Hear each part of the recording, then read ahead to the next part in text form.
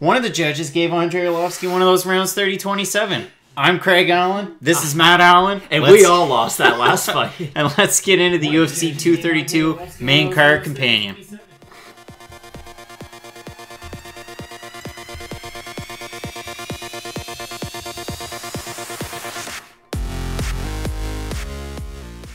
Brought to you by Spretzbox. Head on over to the website spretzbox.com. All you have to do, click to get started. You can either order one of their boxes that has over $100 in value, or maybe you're interested in a single item like these great socks. So click on them, add them to your cart, head on over to the checkout, and then all you have to do is enter in the promo code FNP as follows here. You'll save 10% off your first box or your complete first order. That's spretzbox.com.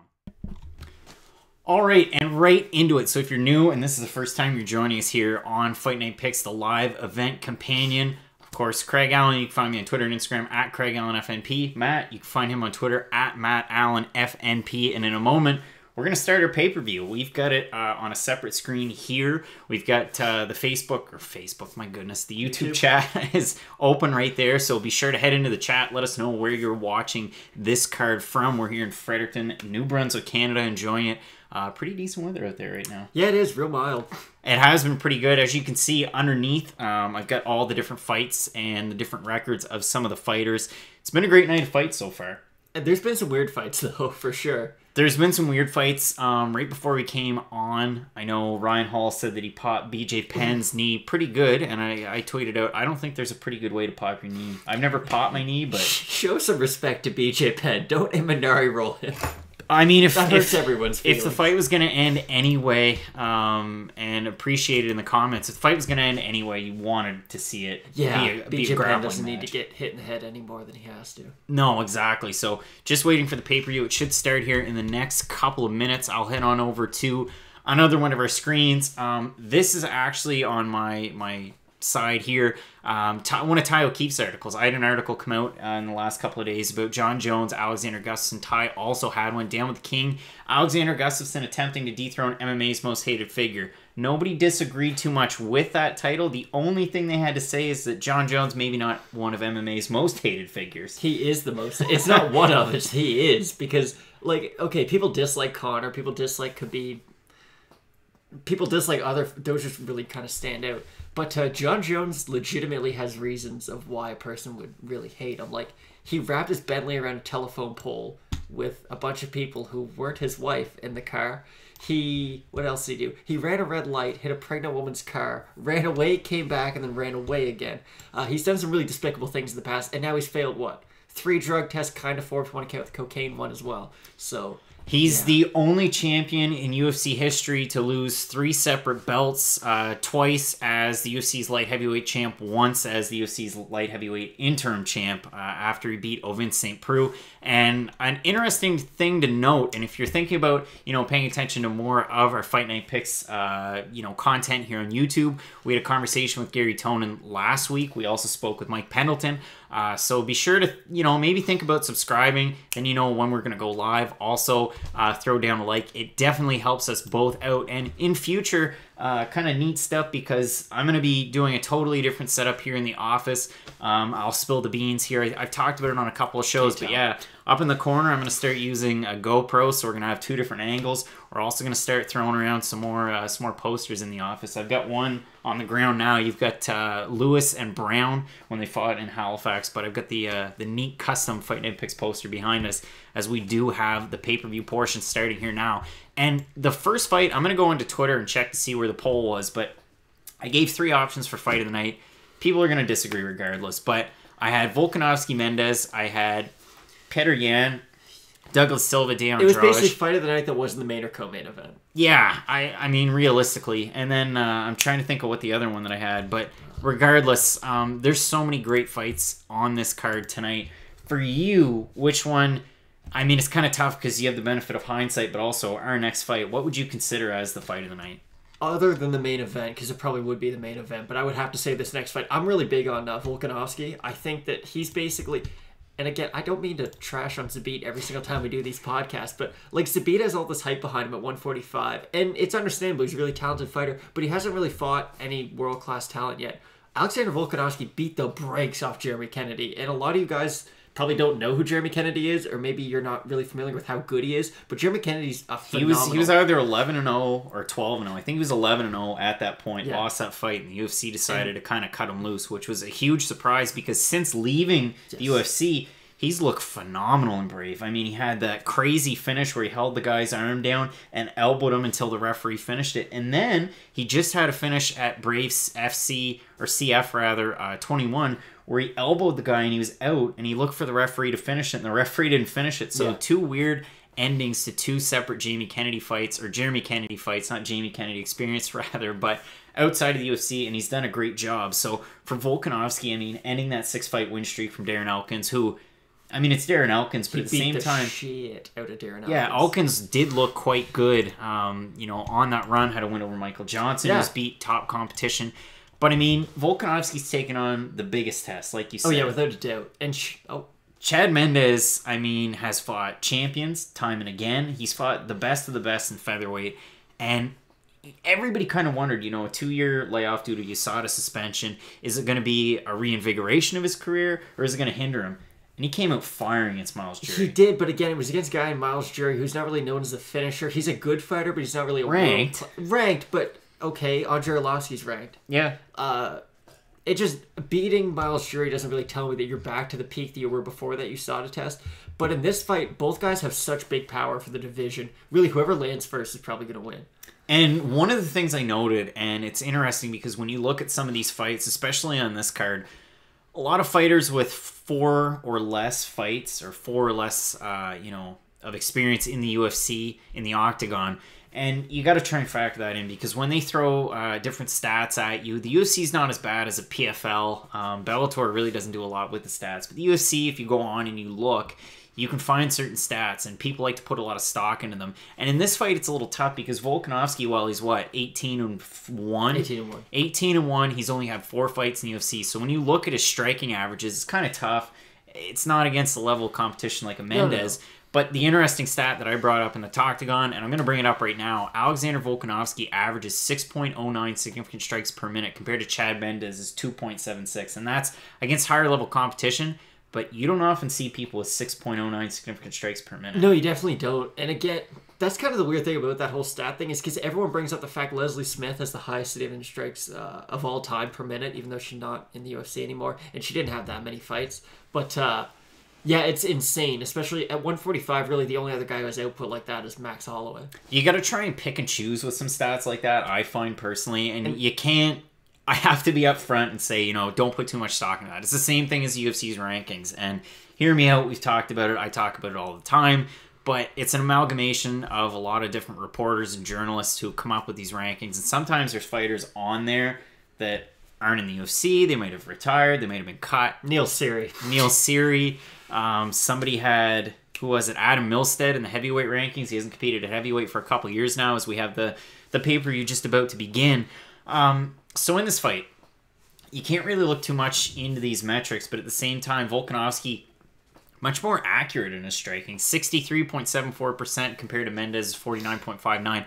And I've heard it a lot this week, and I'd like if you could kind of help us out here, but people talking about Mendes' wrestling, Volkanovski's wrestling, a lot of people comparing Volkanovski to a poor man's Chad Mendes. Do you agree with that? I would compare more, and it is a stretch, and I know I might get called out on this. He fights a lot like Khabib does, in the sense where Mendes is what Mendes likes to do and how he knocked out Miles Jury and how he knocks out a lot of guys is he fakes these big power double legs, and then he comes up either over the top with an overhand or he comes up the middle with an uppercut because it gets every guy to put their hands down and kind of block the takedown, and then they're always vulnerable to the shots up top. But with Volkanovski, he's just so physically strong that he's not going to be worried as much about getting his hands so low for every takedown because just the strength of him is going to be able to kind of... It's going to overcome some of the lapses and maybe his defense, but I think that that's going to really come in to help him so he can avoid those big power strikes from Chad Mendes. And with Mendes, we've seen he doesn't have a bad chin. It's just he got knocked out by Frankie Edgar, who's a phenomenal fighter, but he's not a knockout artist by any means. Knocked out by McGregor, no shame in that. Knocked out by Jose Aldo, no shame in that, really. It's just, we've seen his chin kind of break in the past, so it'll be really interesting to see what he does against such a powerful striker, Volkanovski. Yeah, I'll be interested to see. And XGFX says excited. Yeah, it's going to be a great card. We're really looking forward to these fights. You've got Chad Mendes, Alexander Volkanovski, the first one at featherweight. Possible title challenger is what I put next. I think that's a fair assessment, even though these men ranked 5th and 10th. I think that's still fair. I mean, there's a lot of movers and shakers at 145, but these two guys definitely represent like the cream of the crop. Without a doubt. The only problem kind of with Mendes is if he wins this fight, he's lost to Aldo twice and he's lost to Edgar, and they'd both still be ahead of him in the rankings. But with Volkanovski, if he wins this, maybe set him up with... And I know the ranking is kind of misleading. What I'd like to see is maybe Volkanovski versus Yair Rodriguez, who's coming off a big win. 2 big up-and-comers. And then the winner of that could maybe get a title shot. But definitely for the winner of this, you're going to be within a fight or two of a title shot. Yeah, I mean, I think that's totally fair. Moving forward, your next fight, you've got Alehrer Latifi taking on Corey Anderson. Again, 5th ranked and 10th ranked. Latifi 15-5, 1-0 contest for Corey Anderson. It's 12-4. Now, you can talk a lot about this fight, and it's funny because I mentioned it before as well. You look at Corey Anderson, when he was fighting Patrick Cummins earlier on this year, I cited, Patrick Cummins Wrestling. It's Division 1. It's the very best of the best. Corey Anderson, Division 2. Do they stack up? Whoop. And then Corey Anderson did a great job of beating Patrick Cummins. And then when Corey Anderson took on Glover Teixeira, a lot of people said, well, Corey Anderson's a little chinny. He's liable to get knocked out. And Corey Anderson looked great in that fight. He did, but was that a situation of Corey Anderson, he looked really good, or was it Corey Anderson's fighting a Glover who's taken so much punishment in his career by this point? Yeah, I mean, it's really tough, and you would ask predictions in the comments. We'll get to those. But yeah, Latifi Anderson, that's the second fight of the night. As on the pay-per-view, they're just kind of, I don't know, trying to pump us up for the main event. I'm really excited for the co-main, but we'll get to that as well. This fight's actually kind of fun. Your next fight, I find it hard to justify putting it on a pay-per-view at this point. You've got an unranked Carlos Condit, former, as they said at the weigh-ins, interim UFC welterweight champ, 13-12, taking on the number 9 ranked lightweight in Michael Chiesa, 14-4. And for Chiesa, he's a submission artist. I mean, 10-14 wins by submission, but his last 2 fights, both losses, where he was submitted by Anthony Pettis and Kevin Lee. And again, no shame in that, but if you can't do it at the top of the lightweight division, moving up to welterweight, and a lot of people pointed this out, Chiesa looks like a small welterweight, and I would agree. The thing is, him and Condit, very close in height and reach. I'd just like to see what both men weigh in, going into the cage, if that were possible. I find this fight's almost a throwback to the original, first 3 or 4 UFC events, because if you really look at it, Carlos Condit is all stand-up. He doesn't have very good takedown defense. He's kind of tricky off his back with a lot of elbows and whatnot, but he's 10-10 stand-up and 1-10 on the ground. Michael Chiesa is the exact opposite. Michael Chiesa does not have the most amazing stand-up in the world. I'm not breaking any news to you guys, but again, he's really good on the ground. I know he's been submitted. To me, yeah, it's the submissions to Damian Maia at a point where Maia was going up the ranks, finally got a title shot. Yeah, but Cowboy Oliveira was the last one, and that's tough. He's on a losing streak. It's really tough, and as was mentioned in the comments, I think that Chiesa could go on a run. I think he's going to be a 10-15, if not a 15-20 guy. I think he's lucky to get a chance against Condit, because if he beats Condit, I think he'd somehow make his way into the rankings again. However flawed you think the rankings are, maybe, yeah. But there's so many great fighters at welterweight. I have a question for you. Why do people care as much about... And I don't mean this in a negative way, because I do like Michael Chiesa, but it seems like there's a lot more hype behind him than there should be. I read a stat. He hasn't won in 2 years and 8 months, so he almost hasn't won in 3 years now. He's a grappler who's been submitted in his last 2, but it seems like he kind of gets a push no matter what. The things that I like about Michael Chiesa are the things that I like about Michael Johnson. Michael Johnson beat a lot of great fighters, but this is what I'm going with. They're very different in every aspect. We've played it on here.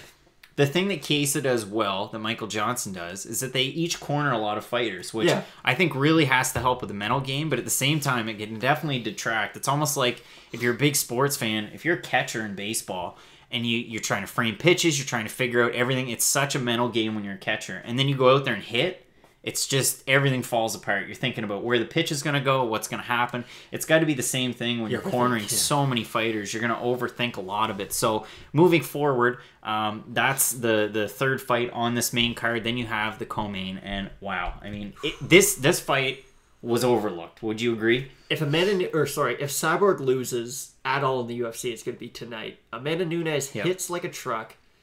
I know there used to be a lot of questions about her cardio, and I don't know if they've been fully answered, but we saw in the Shevchenko fight, especially, I know it was a split decision, and I didn't think she won, but still, she went 5 hard rounds, and in the Pennington fight, she basically beat the brakes off Pennington for 4.5 rounds, so they mercifully stopped it. It was a good win out of Nunez. Without a doubt. Phenomenal. She could slow down because Pennington slowed down. Yeah, without a doubt. It's just, and especially when you're fighting at your pace, you never really get tired. Yeah. That's kind of what you see with Khabib. He always, he exerts himself like crazy, but you never really see him get that tired because always hits his pace. But Nunez has power. She can definitely hurt Cyborg. She can probably take her down. Cyborg doesn't have the best takedown defense in the world. I mean, Yana Kunitskaya basically ankle picked her, which is not a good look. As you've been saying all week, Holly Holm was doing a really good job of holding Cyborg up against the cage. So, yeah, if Cyborg loses, it would be tonight. Yeah, I'm really intrigued by this fight. The line hasn't changed since I made up my notes a couple nights ago. It's still minus 250 for Cyborg, plus 195 for Nunez. I think that's fair. I think if you're somebody who's into gambling, pretty decent spot to grab Cyborg at that as well. The prop for a Cyborg knockout, TKO, or DQ win is plus 115, so a decent spot there. You're never going to get that ever again unless it's a rematch. And if you watched last week's show, I made money off Ally Akinta, who was a much bigger underdog than Gustafsson and Amanda Nunes are tonight. So keep that in mind. They both definitely have a chance in these main and co-main fights. 100%. And then in your main event, I've talked about this and I still haven't added to it. My notes for your main event are main Jones-Gus. And really, there's no explanation. Somebody might die. We've had so much, discourse in the media in general. I've talked about it a lot. And I think right now we won't focus too much into this main. Let's make our picks just before this begins. So before this starts, as they're giving us the rules to the Octagon, and I'd like to know what everybody's thinking in the comments. Who do you think is going to win these fights? Mendes-Volkanovski. Since I like to bet money and Volkanovski's the under... I don't even say that just because Volkanovski's an underdog, but here's just a good idea for anyone looking to bet. And I've already made my picks. They're already official. Anyone looking to make money in future fights, if you have two guys who have insane power, always pick the underdog because someone's probably going to get knocked out. It's usually 50-50. But I pick Volkanovski by either TKO in the first or second round. I think he's going to be able to do enough to... just defensively not get taken down by Mendes. If anything, he might be able to take Mendes down. Yep. And if he gets Mendes on his back, Volkanovski's ground and pound is next level. So I have Volkanovski in this fight going by my picks that I made earlier on tonight. Your next fight, Latifi, Corey Anderson. Who are you taking in that one? It's going to be really one-sided no matter who wins. I don't think it's going to be a close fight. Either Corey Anderson... I'm going to slow you down for a second. If you go back and you watch the episode that I had with Kristen King and Ty O'Keefe, the Toctagon, and you type in Ty O'Keefe, you can find it on YouTube. Kristen King brought up a great point when she was breaking this down, talking about Alehrer Latifi.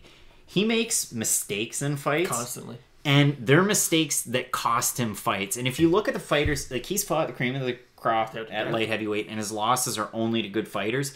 But every single fight, he makes a mistake. So... in this one, it's tough to pick. I went with Latifi. Who are you going to take? I picked Latifi as well. But the reason I do is I went back and I watched the Ryan Bader fight because I think Corey Anderson's fighting style is very similar to Ryan Bader. I don't think he's as good as Bader, but I think they both do a lot of things similar. And Latifi, if you watch that fight, Latifi dropped Ryan Bader up against the cage through a big overhand right. Latifi has big power.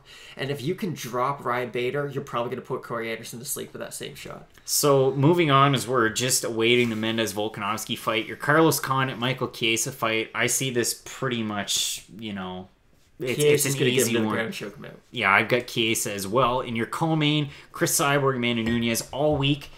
Not that I play both sides, but I will, talk about both sides and make my pick. And I think if Amanda Nunes is going to win, it's going to be, ground and pound or submission or decision. I don't think she's going to finish She's not going to finish Chris Cyborg in the feet, put it that way. But I'm going to rock her on the feet, though. I'm taking Chris Cyborg in this one. And I personally, I try and break it down so far as the round and the fashion that it's going to take place. But I'm just taking Chris Cyborg in this one. And that's all I'll say for it. I'm taking Amanda Nunes. I think Nunes... I was telling Craig this earlier, and maybe you guys disagree, because just because I say it doesn't mean it's right. I think that Cyborg has been able to get away with a lot of mistakes in her career because she hasn't had anyone who really pushes her. I know Holly Holm gave her, some interesting positions at least, but she's been able to get away with a lot of things throughout her career. She throws these big, wide looping shots. Amanda really throws straight punches for the most part, so she's going to get from point A to point B quicker. Now, if Cyborg connects on Amanda and puts her on, as what DC referred to last week as Beach Street, instead of a different street that people go to when they get hurt, then it could be all over. But I think Nunes is going to do enough to at least jab and keep Cyborg from running at her, and then she'll get the finish. No, she'll win by decision. Sorry. So we've got Volkanovski making the walk. Let's make our pick for the main event before we get there. John Jones, Alexander Gustafsson. You can talk all you want about the fight in 2013, but this is 2018, the end of 2018. I'm taking John Jones. I've gone official in my picks here with Jones. On the Toctagon, I picked Gustafsson. I watched tape. I did this and that. But realistically, John Jones, more tools in the tool belt, and I think he's going to be able to get it done. If you look at the first fight, John does two things better than Gus. He throws a lot more kicks. He's way more successful with his kicks, and he had better cardio than Gus. Well, that was the first 5-round fight Gustin's ever been in. Since then, he's been in 5-round fights. His conditioning's never faltered at all. I thought he beat DC in their fight. It was split decision. He did really well. I think Gus probably doesn't finish Jones. If he does, he's going to catch him with an elbow when Jones is coming in. But I picked Gustafsson. Yeah, and I think that Jones is going to be able to keep distance well enough. I think he's smarter than that. And at the same time, in a lot of the videos that came out this week, he said, I was doing a lot of training in my garage, but he was at Jackson Wink all the time training. He'd have great training partners there. I know they showed one off in those embedded videos, and it was a guy that looked fairly similar to Alexander Gustafsson in appearance, style, height, just what tall, have you. handsome, sweet. Russian, but yeah. Whatever. And I mean, for Gustafsson, you talk about, the top of the top for training partners, guys like Jimmy Manuwa, Alehrer Latifi, Phil Davis. Go Konsaki. Phil Davis is a good one. And he definitely has that. And that's another thing in this fight that we're going into here with Volkanovski and Mendes. I wonder who Volkanovski works with in the gym, because for Mendes, we know you're going to have another top wrestler in Josh Emmett to train with all the time. Anybody Team Alpha Male under 170, 155, you're going to have top training partners. And that's another reason why I could see Chad Mendes. I mean, he had that long layoff. He's coming into this one fresh as well. Looks like there's a little bit of a mouse or something under his eye. They're showing random people in the crowd. A guy looking at their phones. Never. Oh, David Ben. Oh, wait, the guy. Okay, co-creator of Game of Thrones means absolutely nothing to me. I'm wearing Game of Thrones socks, but I didn't know who that guy was. Yeah, it doesn't mean a thing. Just to point out, the main and co-main event can go either way. Just because we gave you our predictions, they're like 4 of just the best fighters on planet Earth, so it could go any way at all. Yeah, I'd like to know what everybody's thinking out there before we head into this fight. I'm going to move it back to the website. Like I said, Ty O'Keefe wrote a great one on fightingpicks.net. You can find articles, podcasts, all sorts of neat stuff there. Started to turn the episodes here on YouTube back into podcasts, so if you like listening to them, you can find them on iTunes, Stitcher, CastBox, all sorts of different podcatchers. That's what they're called. They're called podcatchers. Yeah, stupid name. But they're back up, and I really appreciate the feedback, because for me, it's a pain when you're doing them live and then you turn them into podcasts. It's kind of a little bit different of a process. Yeah, it is. And I changed the look and the layout of the website in the past month or so. So that screwed with what I had on iTunes and screwed everything up. So I had to fix it, and we're back into the swing of things. So I'm so hyped up for this fight. It's not even funny. I really do think Volkanovski... I'll put it this way. I don't think anyone's beat Max Holloway at 145, but if anyone has a good chance who's a big prospect, it'd be Volkanovski. And before we get into this fight, a reminder, I put out a poll, 42 voted, so many potential fight of the night, performance of the night picks to be made. If you were to go with the fight of the night, which would it be? 14% said Millender Bahadurzada, 31% said Jan and Silva de Andrade, 36%, so this takes the cake with Mendes and Volkanovski, 19% said other. A lot of people said John Jones and Gustafsson. I heard a couple Nunes and Cyborg. Somebody got personal with me not picking John Jones and Gustafsson.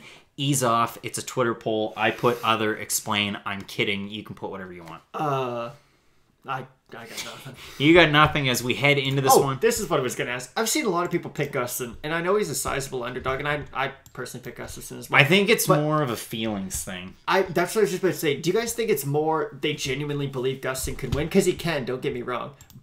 Or is it, I hate John Jones, I want him to lose? I personally think it's more of a feelings thing as we get ready for this fight. You see Mendez is 3 years older. Same for height. Volkanovski with a 5.5-inch reach advantage. And Mendez weighed in at 146 to Volkanovski's 145. As you're joining us for this live event companion, Matt Allen, Craig Allen. You can find us on Twitter, and I'm on Instagram at Craig Allen FNP, at Matt Allen FNP for Fight Night Picks. This fight is not going the distance. I'm really excited for this one. I've got a couple of neat new things here on OBS, just one or two. I will get the timer going. We'll be in sync with the pay-per-view if you want to sync up with us for that authentic We might be experience. a few seconds behind. If so, let us know. We'll try to sync it up a little bit better.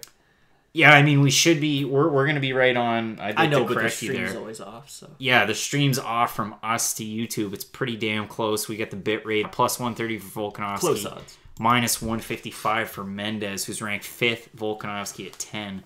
Do you think Mendez should be ranked 5th? Honest question. He That's was a off tough for one. 2 years No, and he beat 14th. I thought jury was 12, but yeah, it's ridiculous that he's 5. But again, the rankings, an amalgamation of what the writers think. You also have to go off what he did before the suspension, I understand. I just mean... You also have to wonder if the UFC has any play in their rankings. We know that they have... Spoiler alert, they do. No. We all know that behind the scenes they have their own rankings based on pay-per-view buys, draws, social media numbers, what have you. But I don't know if they have a say in the rankings. It's their own website. They can do whatever they want. Dana White was once quoted as saying, Conor McGregor's the pound-for-pound best fighter in the world. Not Demetrius Johnson. He also went after the fans this week on Instagram, and I've got my own personal quarrels about that. I met him, this year? I met him in January. Nicest guy. I was a fan in Boston, going down for UFC 220. We're just about to get ready. Mark Smith, the referee. We're going to sync up here. There we go. Start of round number 1 between Chad Mendes, Alexander Volkanovski. Potential title challenger coming out of this fight. You never know. Physically very similar. Again, that's where the poor man's Volkanovski, conversation came from. But to me, it looks a little bit thicker. But, it's kind of tough to tell here. We're not in Inglewood. Inglewood always up to no good. About 20 seconds in, Mendes controlling the cage at this point. It's going to be interesting to see if Mendes wants to keep it up on the feet because he's such a powerful striker, or he is going to go for the takedown early. It's neat to see Mendes taking on a guy in Volkanovski a lot different physically than Miles Jury. Oh, yeah, without a doubt. Miles Jury's tall and lanky. Yeah, we're about 20 seconds in. Neither guy really throwing anything thus far. And go ahead. And nothing against Miles Jury, but he doesn't have... He can't get your respect on the feet like a Volkanovski can. Like, you can come forward at him constantly because he doesn't really have the power to put you away. He definitely can. He's more of a volume striker, though. But if you come close on Volkanovski quick, and if he catches you, it's going to be it. Yeah, Volkanovski, he now has the center of the cage. We're over a minute into this fight. Again, neither guy really doing anything, but they're so similar stylistically. Both orthodox fighters. I mean, it's such an evenly matched. It's almost like a carbon copy of the two fighters. It really is. It's Australian Chad Mendes versus Chad Mendes. I mean, this is one, and you mentioned it with the odds. You could really throw a dart at a board. You could flip a coin. Nobody's wrong if they pick the wrong guy, really. So ease off him on Twitter. Well, that was a good elbow by Volkanovski. Kind of missed with the right hand and came back with the elbow Dan Henderson style. Yeah, both guys went to parry there, and there wasn't a whole lot landing in that exchange except for the elbow from Volkanovski. Volkanovski now controlling the center of the cage, though. It's quick how that changed, too, because Mendes came out pretty aggressive. No one's landed anything, though. Nobody's landed anything. Volkanovski moves in, and it's that. Mendes landing a couple of hooks there. Mendes still on the back foot. Doing well with the movement now at this point. Before he looked a little bit more flat-footed. Now he's kind of changing the angles, circling away from Volkanovski's dominant hand. And Volkanovski's doing a really good job of cutting the cage off. And it probably won't happen, but kind of like how Gaethje did against James Vick. James Vick moves an awful lot, and Gaethje was doing a good job of kind of being that one step ahead of him to try to keep him where he wants him. Now it's Mendes going on the attack. He's got the center of the cage. He tried to land on Volkanovski, but nothing yet as we approach the halfway mark. This is going to look real cool here in a sec. I thought maybe Volkanovski caught him with a right hook. I think I could have been wrong. But, yeah. Yeah, Volkanovski now pressuring. Throws a high kick with his on the left foot, the front foot. He's throwing a lot of those lead leg head kicks. He's throwing a lot of different looks. Now, Chad Mendes goes for takedown. It's stuffed by Volkanovski. Did that surprise you? No, because what I think Mendes is doing is I think he's going to throw like a few lackluster takedowns, and then he's going to do the big takedown overhand right. I think that's what he's trying to set up. He did that against McGregor. He did it against Aldo. He does it in most of his fights. Volkanovski doing a good job, though. When Mendes struggles is when he's getting backed up. He's really good at being the guy going forward. If Mendes is coming forward on you, it's bad news. But if you can keep him going back defensively, he has some faults. Volkanovski just throwing a kick at the lead leg might be a good idea there. I mean, I don't really think Chad Mendes from Southpaw is going to be doing a whole lot of damage on the feet. And I mean, based on the metrics, and I mean, that's 4 fights to a ton of UFC fights, I still would give the stand-up advantage to Volkanovski in this one. I think I would give him, if in straight kickboxing, he is the better stand-up, but the whole factor of the threat of the wrestling kind of elevates Mendes a little bit. Archie's joining us from India. Friend of the show. What time is it in India right now? It's 11:27 local. We're an hour ahead of Eastern as we continue here in our first round. Both guys parrying. It's Mendes landing. Now, that little bit of swelling underneath of Volkanovski's right eye was there before the fight. Interesting to note that. I think that's just how his face is, to be honest. Could be. It's, last night, I don't know. Oh, go. Volkanovski throwing a lot of different looks there, too. And it's Mendes landing in these exchanges, but Volkanovski went one to the body. Volkanovski saying, let's go. Now it's your turn. Mendes has stupid fast hands, but also last night at the official weigh-ins, it looked like, and Mendes gets him down. It looked like Silva de Andrade was really drawn out from the weight cut, even though it was in the actual weight cut after they rehydrated. His face was really sucked in. I didn't realize that's just how he looks anyways. But yeah. Yeah, it could just be a physical trait. Both guys landing, though. Got about 30 seconds remaining here. Mendes did get the takedown. Now, we've got 30 seconds left. Whew. I would assume that Mendes took this round based on just that takedown. I mean, the striking's very close so far. Yeah, Mendes probably got the first round, but he didn't do anything. Volkanovski got right back up to his feet. I think Mendes landed some really good power shots too. Both guys have, but I would lean Mendes if it could be kind of a split round. 2 judges give to one give to the other. Another interesting thing, and we mentioned this a lot in our last live stream, the fact that octagon pressure is something that the judges really put a lot of emphasis on now with the new rules of MMA, which I saw California adopted them, yes. So yeah. It's going to be interesting to see how the judges score this one. I'd like to get your thoughts on round number 1 between a possible fight of the night, which everybody picked. I say everybody, but the majority picked on Twitter. I think it was 36%. But at the same time, a possible, title eliminator, title challenger coming out of this one. Yeah. The only fight that I could think that would propel someone further ahead would be Moicano versus Aldo. But maybe you could do winner versus winner. Who knows? Is Max going to stay? We've got both of the cold pads underneath the eyes of Volkanovski. Again, that swelling under his right eye looked like something from before the fight. Interesting to see, again, like I said, how they scored this one. Volkanovski had good leg kicks in that first round. He did a good job of getting back up to his feet. Mendes is doing a good job, though, of kind of switching up, changing levels, going head body, takedowns, head body. Just bet Volkanovski because I picked Mendes, and I always pick the loser. That's not a bad idea. Sometimes you got to do that. Yeah, that's what Chael Sonnen says. I mean, pick the opposite of what he picks. But I would definitely give round 1 to Mendes. It was a good round, but Mendes round 1. Yeah, getting ready for round number 2. I'll get the timer ready. If I ever forget, I will let you know. Mark Smith ready. Oh, I got it. There was a pop-up that came on the computer. If you guys are doing live betting, my prediction is this fight's going to end in this round. I think Mendes is going to catch him with an overhand right, or Volkanovski is going to catch him with a lead left hook. Yeah, I definitely have to update Microsoft Office now. I'll have to do that afterwards. We purchased the pay-per-view, watching that on the separate screen here as we continue into the second round. Volkanovski pressuring and throwing those kicks too. And the good thing for him is he's throwing them either lead leg, he's going with his back leg, he's landing to the head, he's landing to the lead leg of Mendes. It's good to see as Mendes looks for a flying knee, but it doesn't land. Not a technique you want to see him throw. But Mendes is doing a really good job. He darts and he throws left hook to the body and then right overhand right. He caught Volkanovski a few times with it. Nah, nothing, didn't wobble him or anything, but it's definitely something you got to watch out for. Good right hand by Volkanovski. A tougher test so far than the Miles Jury was for sure, but for Volkanovski, I mean, you definitely can't discount the last 2 wins that he had. Jeremy Kennedy, a game opponent, and it looks like Mendes might have caught him. Yeah, I think he caught Volkanovski underneath his right eye. Now he caught him and he dropped him. Volkanovski's on, what was it called? Bad Street? Beach Street. Beach Street. I'm going to start using that one. It's adjacent to another. Left hook by Volkanovski, though. And a good one. And Mendes smiling. Both guys got big power. Yeah, we got to fight here. We definitely do. We could run this back day after day. Yes, this is like a Thiago Santos, Anthony Smith. Let's just fight all the time. But a minute and a half so far into this fight. I mean, either guy with the round here, I'd say Mendes as far. Yeah, got the knockdown. A lot of swelling, though, in that right eye of Mendes. That left hook definitely hurt him.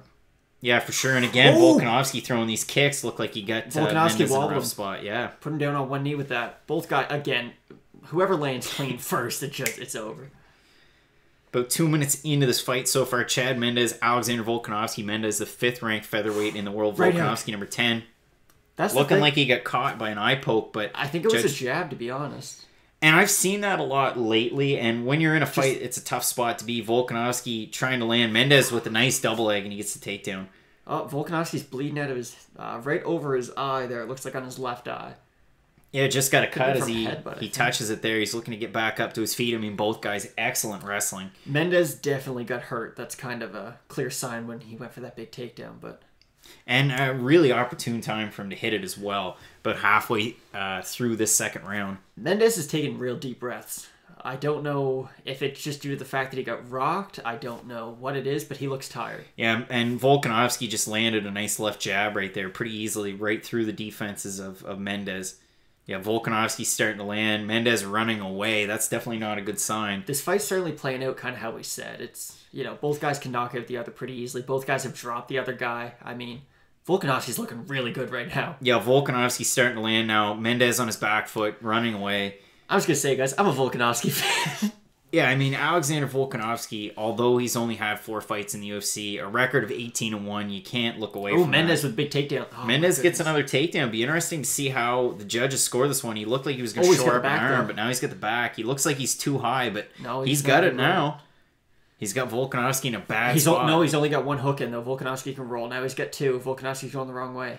But a minute and a half remaining here in this second round. Volkanovski, if he can get back up to his feet, that's a lot of energy expended by Chad Mendes. Chad Mendes is in a bad spot now. How is Volkanovski not tired?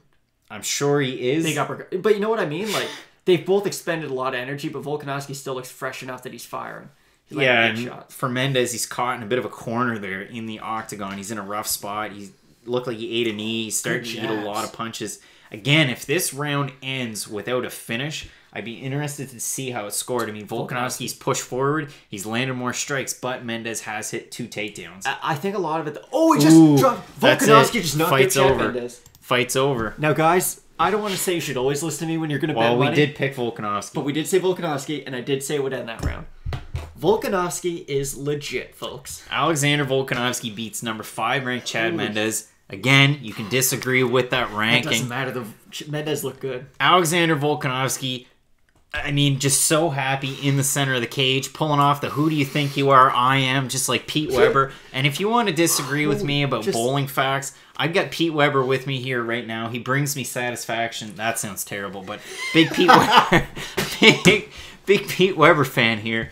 Big fan of the Everyone watching, tweet at Craig how much satisfaction does Pete Weber give you, and I'll give you the answer. It's a whole lot. Mendes on the stool. It was a nice elbow.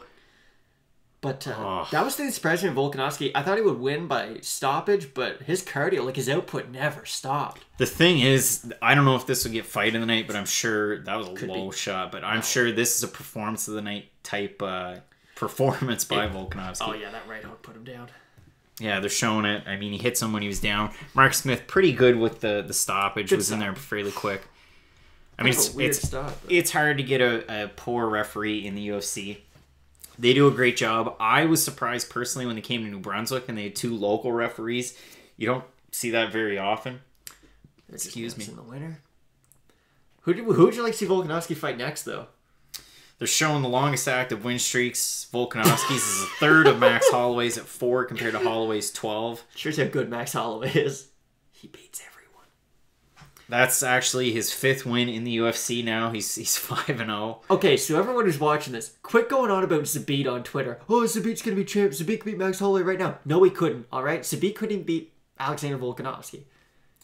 There's going to be a lot of people that disagree with you on that one. I'm not going to totally disagree, but Zabit hasn't beat anyone. Alexander Volkanovski has now knocked out Chad Mendes. He's knocked out Jeremy Kennedy. And he came as close to knocking out a human being as you can by beating Darren Elkins. Wish we could hear the audio, but we don't want to get flagged. Joe Rogan, as Kyle says, show the fights, please. I cover the UFC in a professional capacity. If you want to go back and watch, I covered UFC Moncton. I, covered Bellator on, quite often. And yeah, no way I'm gonna show the fights. I don't want the UFC to pull those credentials. So apologies there. We're watching it legit. We bought the pay-per-view. Yeah, we bought the pay-per-view, so watching it legit. We went back and forth. We thought, you know what? We don't want to give John Jones our money, but we ended up doing it. Yeah, Jones is going to get some of that Skrilla. Heading into 2019, an interesting January schedule. You've got the ESPN Plus show coming at you from Brooklyn on January 19th. Stacked top to bottom. I mean, they dismantled UFC 233. They threw on some great fights. I mean, legit, like top to bottom. Oh, yeah, it's a phenomenal card.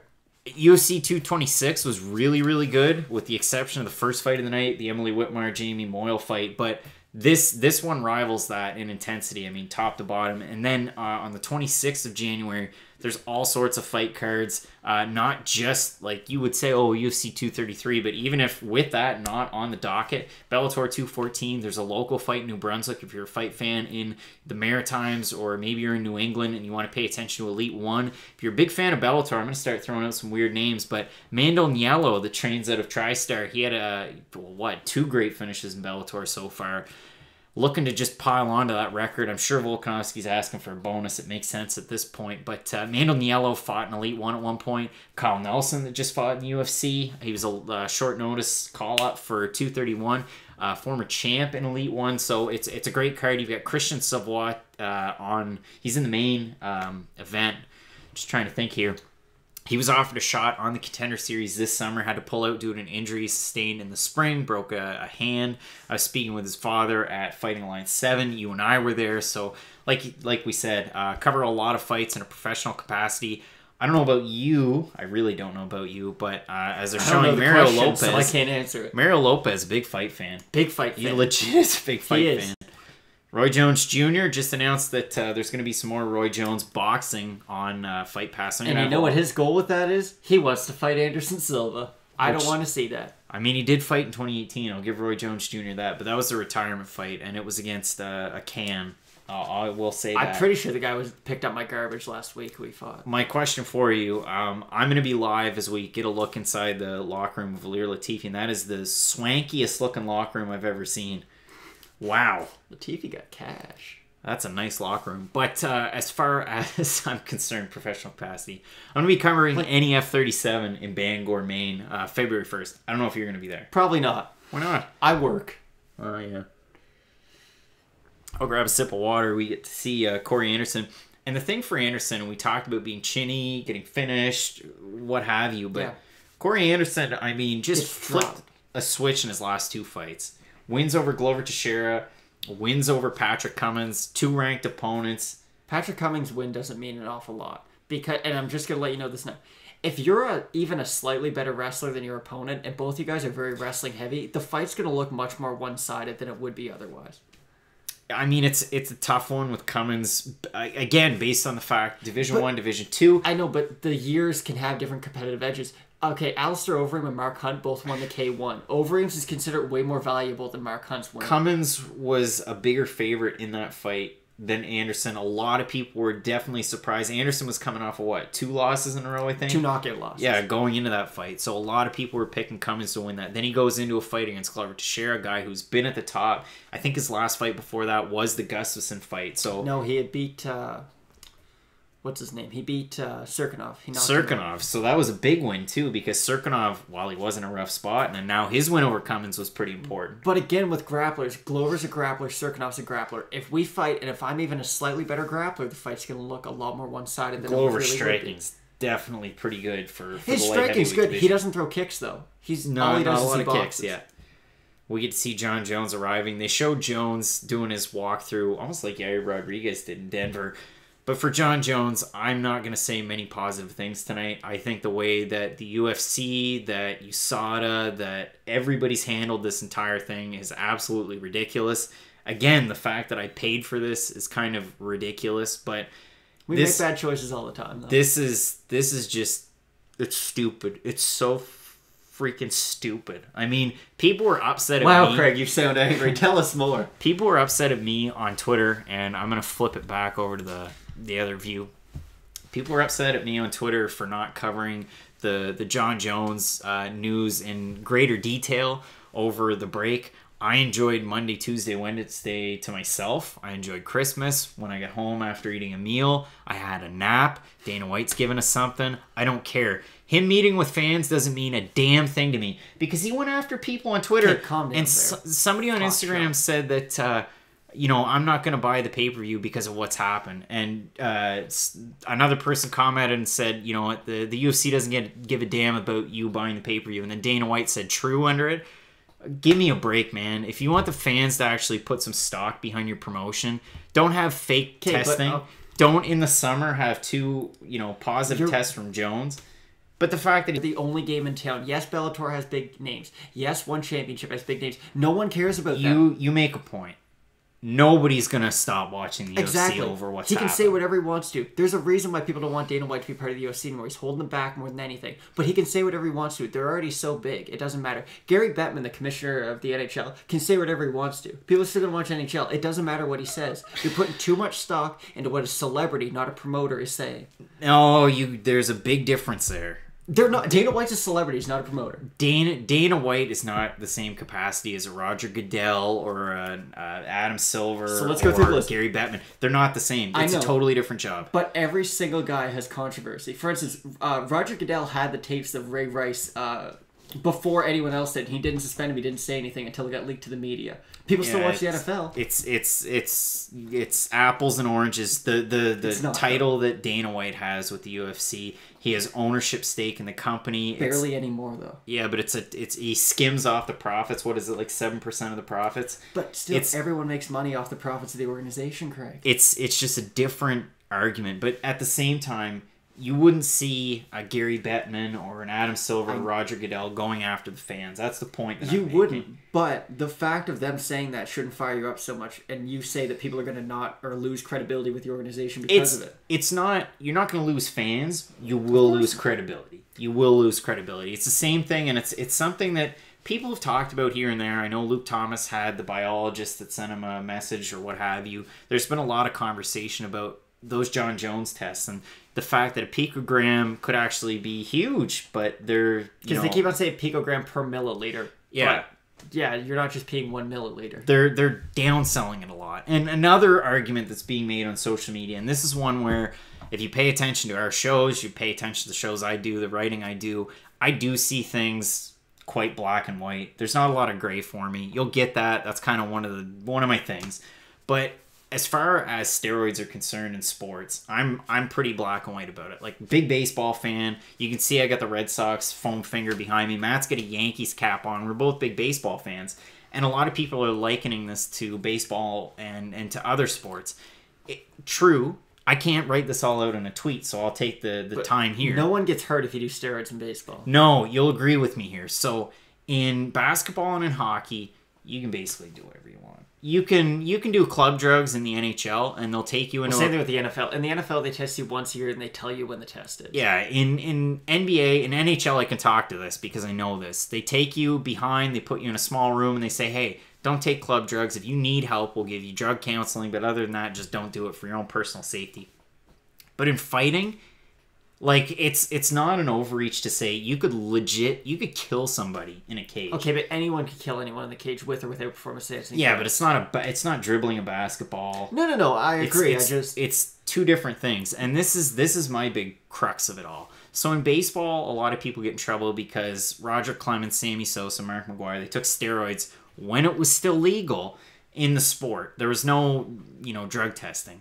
Before it became illegal in fighting, 2015, when USADA came in just for the UFC, do whatever you want. I don't care. I do not care. The interesting thing about USADA is I'm not against strict and random drug testing. It's more just the process of them going about the strict drug testing. Yeah. So a lot of people don't know this, and I didn't know this until recently. It was on a Bellator broadcast, but I think it was when Koreshkov fought Douglas Lima, so it was when Roy McDonald fought Gegard Mousasi. Yeah. Most commissions now do their own random drug testing.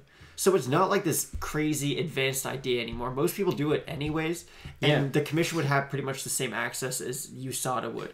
So it doesn't make a whole lot of sense for them to still be. No, and a lot of people say, you know, there's organizations that don't do the drug testing. Yeah, maybe they have something shady with commissions. Maybe they look after it on their own. Yes, I understand that. And if you want to fight in one of those organizations, fill your boots. Go ahead. Eddie Alvarez. In the UFC, as far as it's concerned, if you're taking performance-enhancing drugs after 2015, you're an absolute cheat. You deserve the punishment that you get. You sign a contract and you know what's coming. It's the same thing, and people aren't going to agree with me on this, and some people will, but it's just like the marijuana use.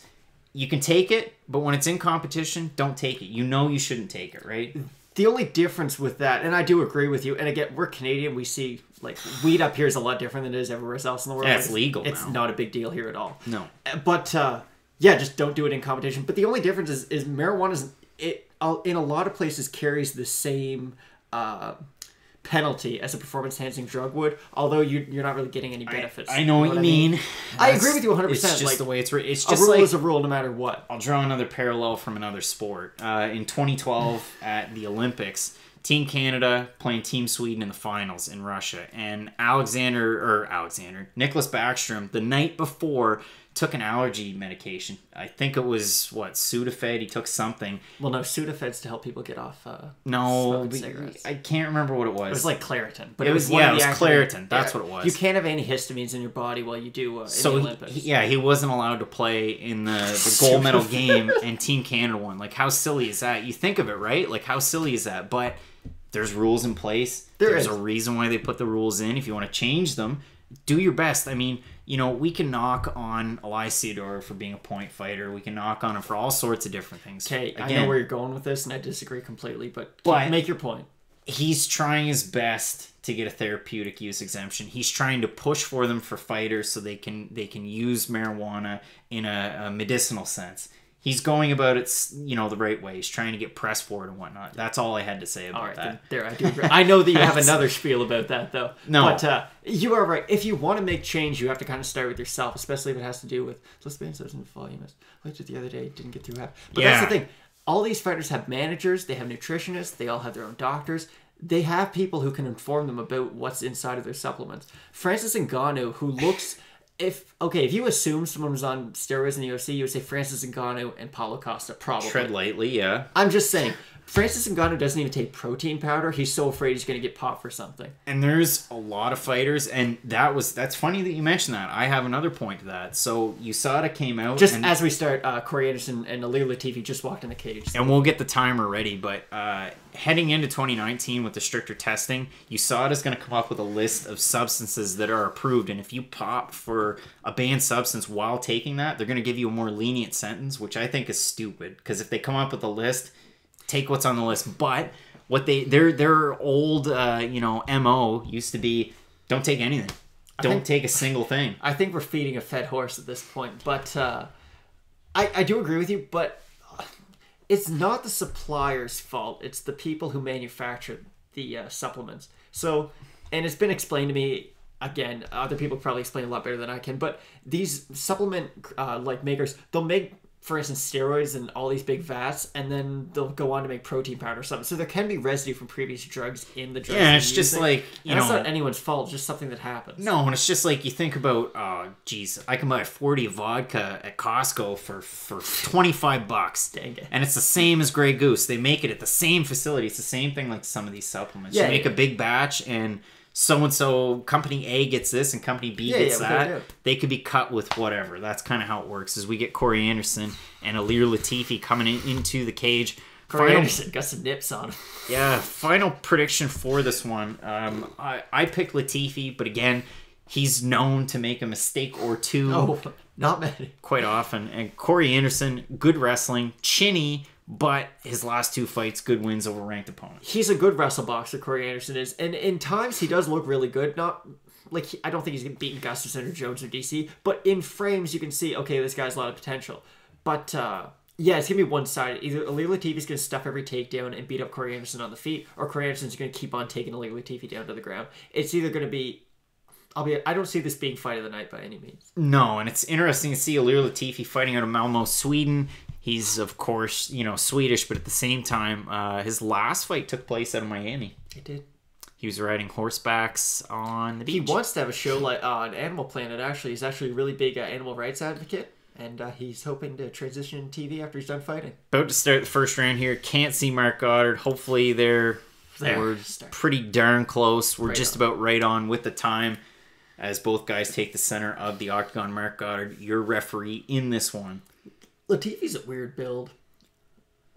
I don't mean that negatively. I just mean he's short, he's very wide, he's broad at the shoulders. I grew up with a friend that looks just like Alehrer Latifi, and when he was in grade 7 had full back hair and full chest hair and played hockey, and he was the size of a full-grown man. And all he had was a slap shot, but it took him 20 minutes to wind up. All he had was a slap shot, and he could only skate in a straight line. Oh, boy. I know you guys have no idea what we're talking about, but that's pretty funny to me. Corey Anderson's got about the center of the cage, but again, I expect both guys to be fairly tentative in this one, and if anything's going to happen, somebody's going to shoot for a takedown. And really, Latifi, just be proud of him for getting out of Willy Wonka's factory, because like that would have been a tough job as it was, and just him being 5'3", that's going to be a difficult task. But I mean, in this fight, as Latifi throws a nice leg kick to the lead leg, Corey Anderson, for Latifi to win this fight, yeah, it's got to be takedown heavy. There's all sorts of ways you can look at this fight, but again, I see it the way of Latifi as he leads in with his head down. And like I said, and maybe you disagree, but I really do think the Ryan Bader fight is kind of a good basis to go on, because Corey Anderson, I don't think he's as good as Ryan I believe, height-wise, Bader's pretty darn close. Yeah, build-wise, they're similar. Bader's a little bit thicker, but yeah, they're pretty similar fighters. Corey Anderson looking flying knee. That's a terrible idea. Latifi's going for a double. Anderson's got Latifi's head, but he's not going to be able to get anything. Oh.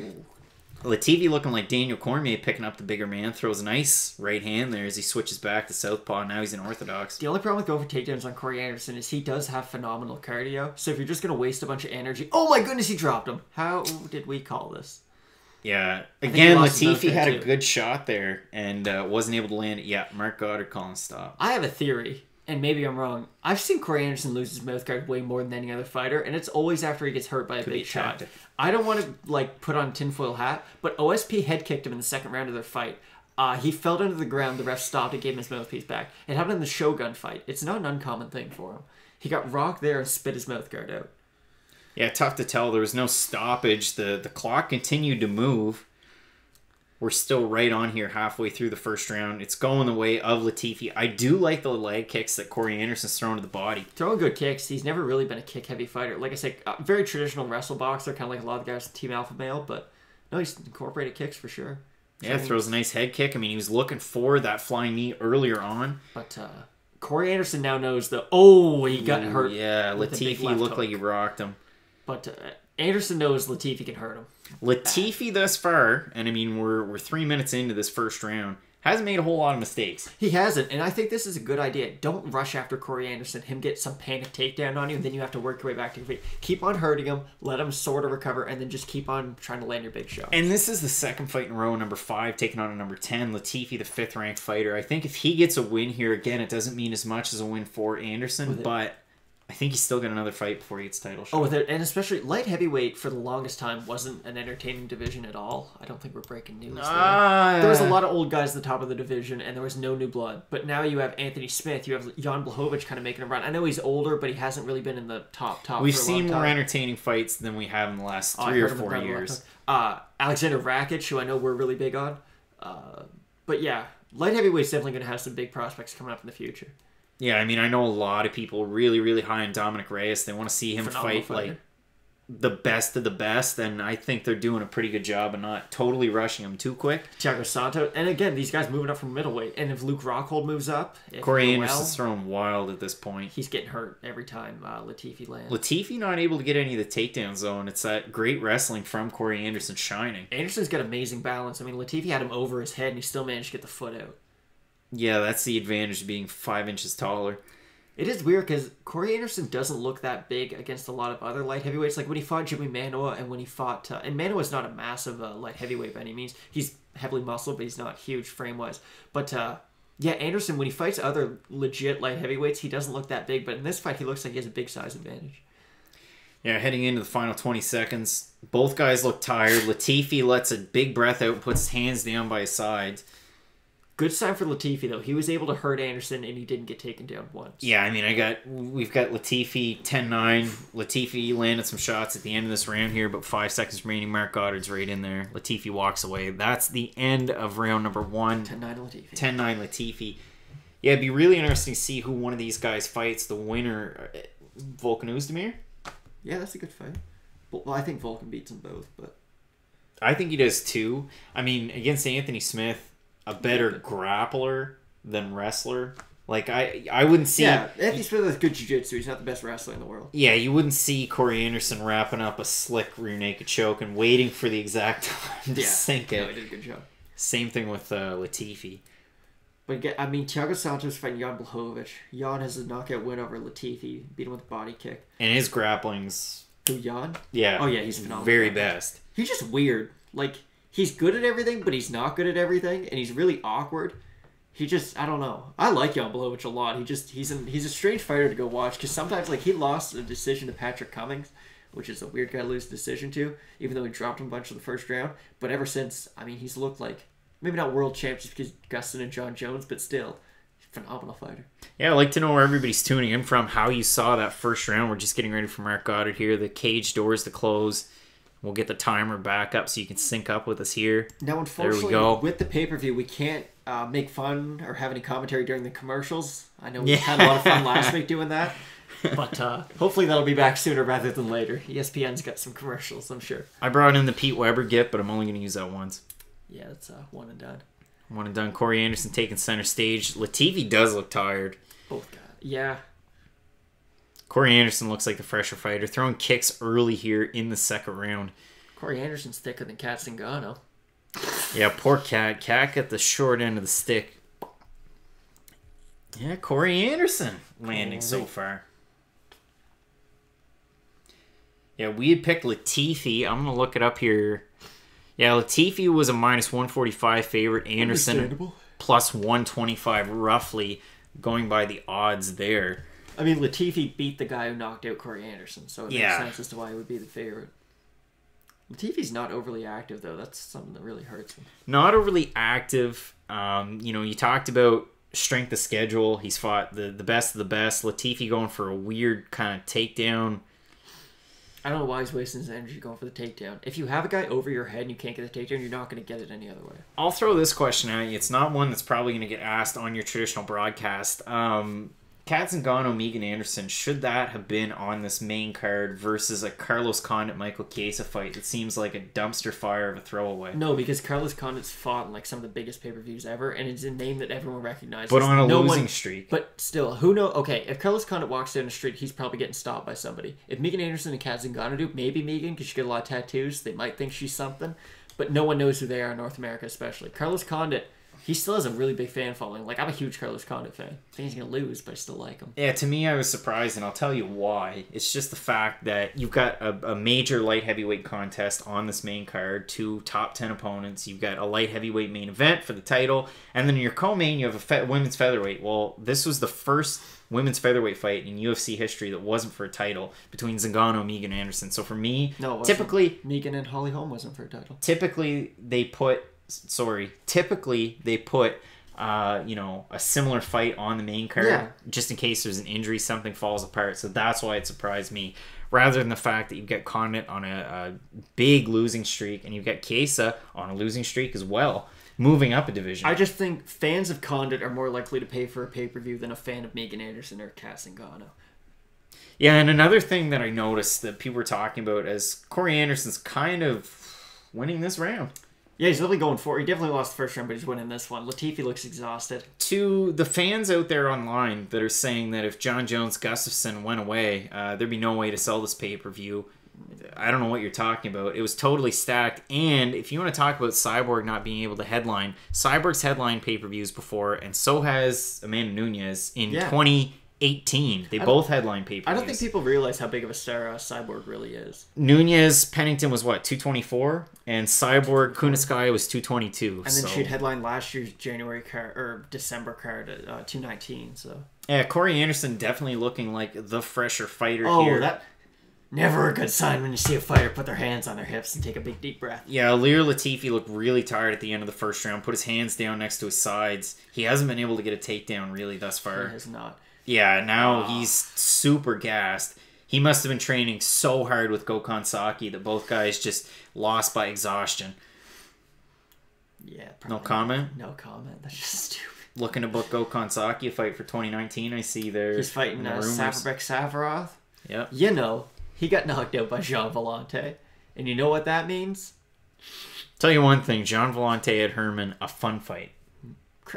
Jean Volante shouldn't be in the UFC. There. He's not a talented fighter. He fought Shogun. He knocked out Corey Anderson. There you go. Yeah.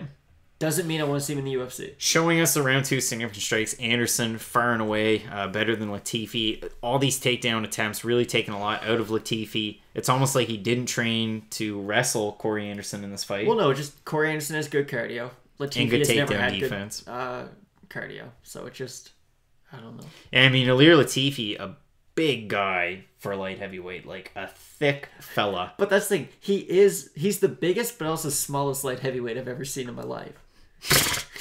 Like he's 7 feet across at the shoulders, but he stands 4 feet 9 inches. Yeah, I mean Latifi now he's looking to press forward, but at the same time, both Corey's guys tired. Remember when I said this wasn't going to be that great of a fight? I was right. Yeah, I mean I don't honestly know what just happened. Words can't describe what just happened there. Phenomenal fight of the year, probably.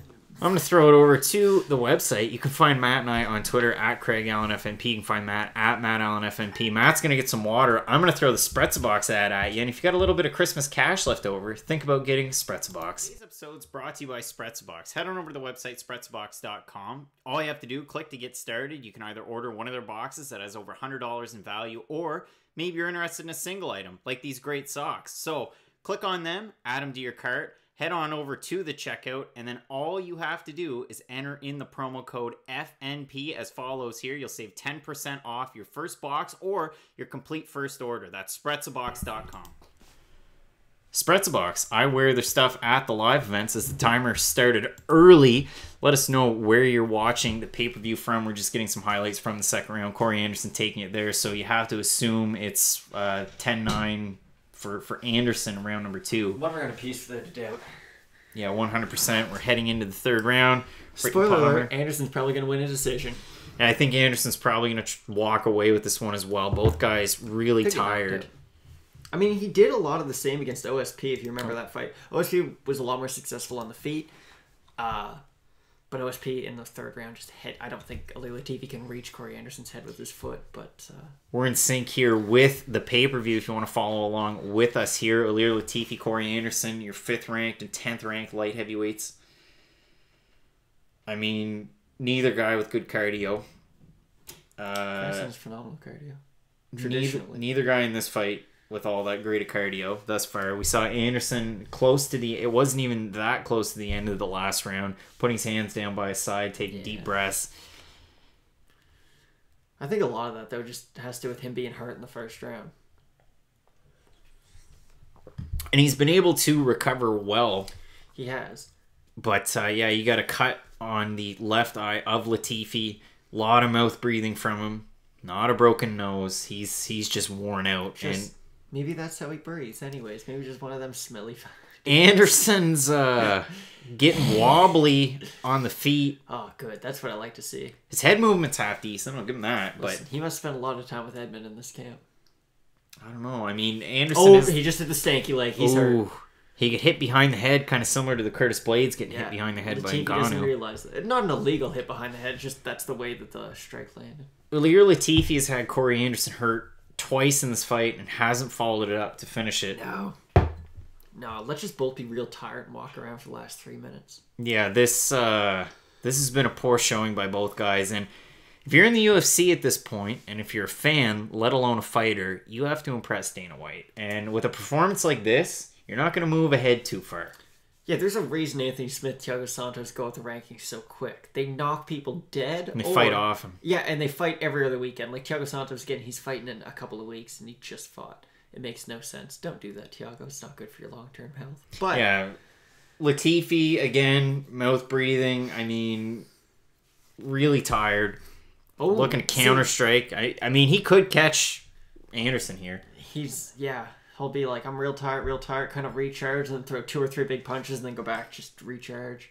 Yeah, I think if you're Anderson at this point, if you're able to jab and coast through this round, you'd be able to squeak out a win. You would think so. But then Corey Anderson's going to do the most Corey Anderson thing and call out the winner, John Jones and Gustafsson. Yeah, his fight IQ isn't the best in the world, but wins over Patrick Cummins and Glover Teixeira. You do have to give him that. I'm glad you limited it to just in the fight, but...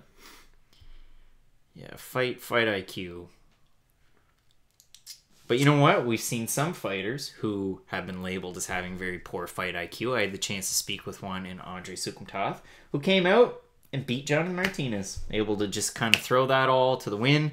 And the thing that I will give Andrei Sukumtov, that poor guy got a lot of hate online. I'm sorry. That poor guy. What does that have to do with anything right now? Got so much hate online. Just the fight IQ of Corey Anderson. But, you know, Corey Anderson, any given Sunday, maybe his fight IQ might look a little bit better. Or, sorry, Latifi's, rather, as well. I mean, Latifi, I'm just guessing. Probably a good idea. Let's invest in a treadmill next camp. I mean, you got one of the best gyms in the world. Oh, yeah, All-Stars is a great gym. But it's weird that all of their fighters have good cardio except for Alehrer Latifi. Go Kansaki. He's not an MMA fighter, Craig. He's full-time in MMA. That doesn't count. He's not a legit. He's gone the way of Joe Schilling. Craig, he's not a legit MMA fighter. But Jimmy Manuwa has phenomenal cardio. Alexander Gustafsson never gets tired. Yeah, Corey Anderson's still moving around on the feet here. We got about a minute 15 less remaining. Alehrer Latifi spinning wheel kick. I thought he rocked him. Sorry. I thought he put him out.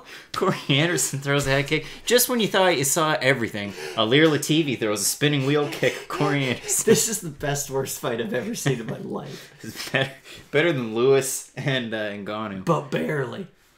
Oh boy. This could be a split. Remember that Mendez-Volkanovski fight? Pretty cool, wasn't it? Yeah, well, I hate to break it to you, but I think the next fight after this is going to be just as bad. Oh, no, next fight? No, because it's going to be super one-sided. It's either one guy gets choked out or one guy gets knocked out. That's always fun. Yeah, Corey Anderson pushing the pace, landed some good shots on Latifi. Latifi on the back foot. We've seen him counter, but every time he hits Anderson with anything good, he doesn't have the wherewithal to move in and try and finish it. No. 15 seconds remaining in this fight. Absolute dumpster fire. Alehrer looks like the type of guy, like, your mom was dating a guy who was built like Stefan Struve, and then they got divorced, and then all of a sudden you're just, like, playing soccer with your brother. Oh, Alehrer wants it. Yeah, but Alehrer doesn't. What was that?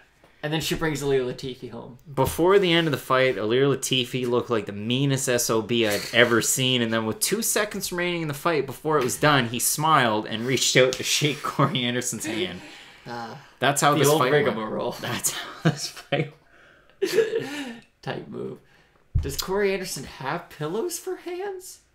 Yeah, I mean they're showing for a chin. They're showing Alehrer Latifi landing good shots. And it's a lethal combo. Realistically, I mean both guys landed some decent shots in this fight. Corey Anderson, you talk about a guy that's chinny. He did eat some hooks there, and there were some spots where Latifi could have ended it. Now they're showing the significant strikes, or rather total strikes. Anderson pulled ahead in rounds 2 and 3. I would give rounds 2 and 3 to Anderson. Anderson winning the fight. I can't wait for Corey Anderson to start headlining pay-per-views. Well, I mean, Corey Anderson probably wants to headline pay-per-views. Oh, yes. Him and his family, that's it. Those are the only buys. No one's buying that. Oh, what do you want to see? Him get knocked out, or him just slowly march forward and fall down an awful lot? Because that's what you're going to get with the Corey Anderson They're fight. Spending a long time on this graphic here. The longest time. I'm checking on Twitter just to see what everybody has to say. Corey Anderson wants to get on the Joe Rogan Experience. There's nothing I'd want to listen to more than Corey Anderson on the Joe Rogan Experience.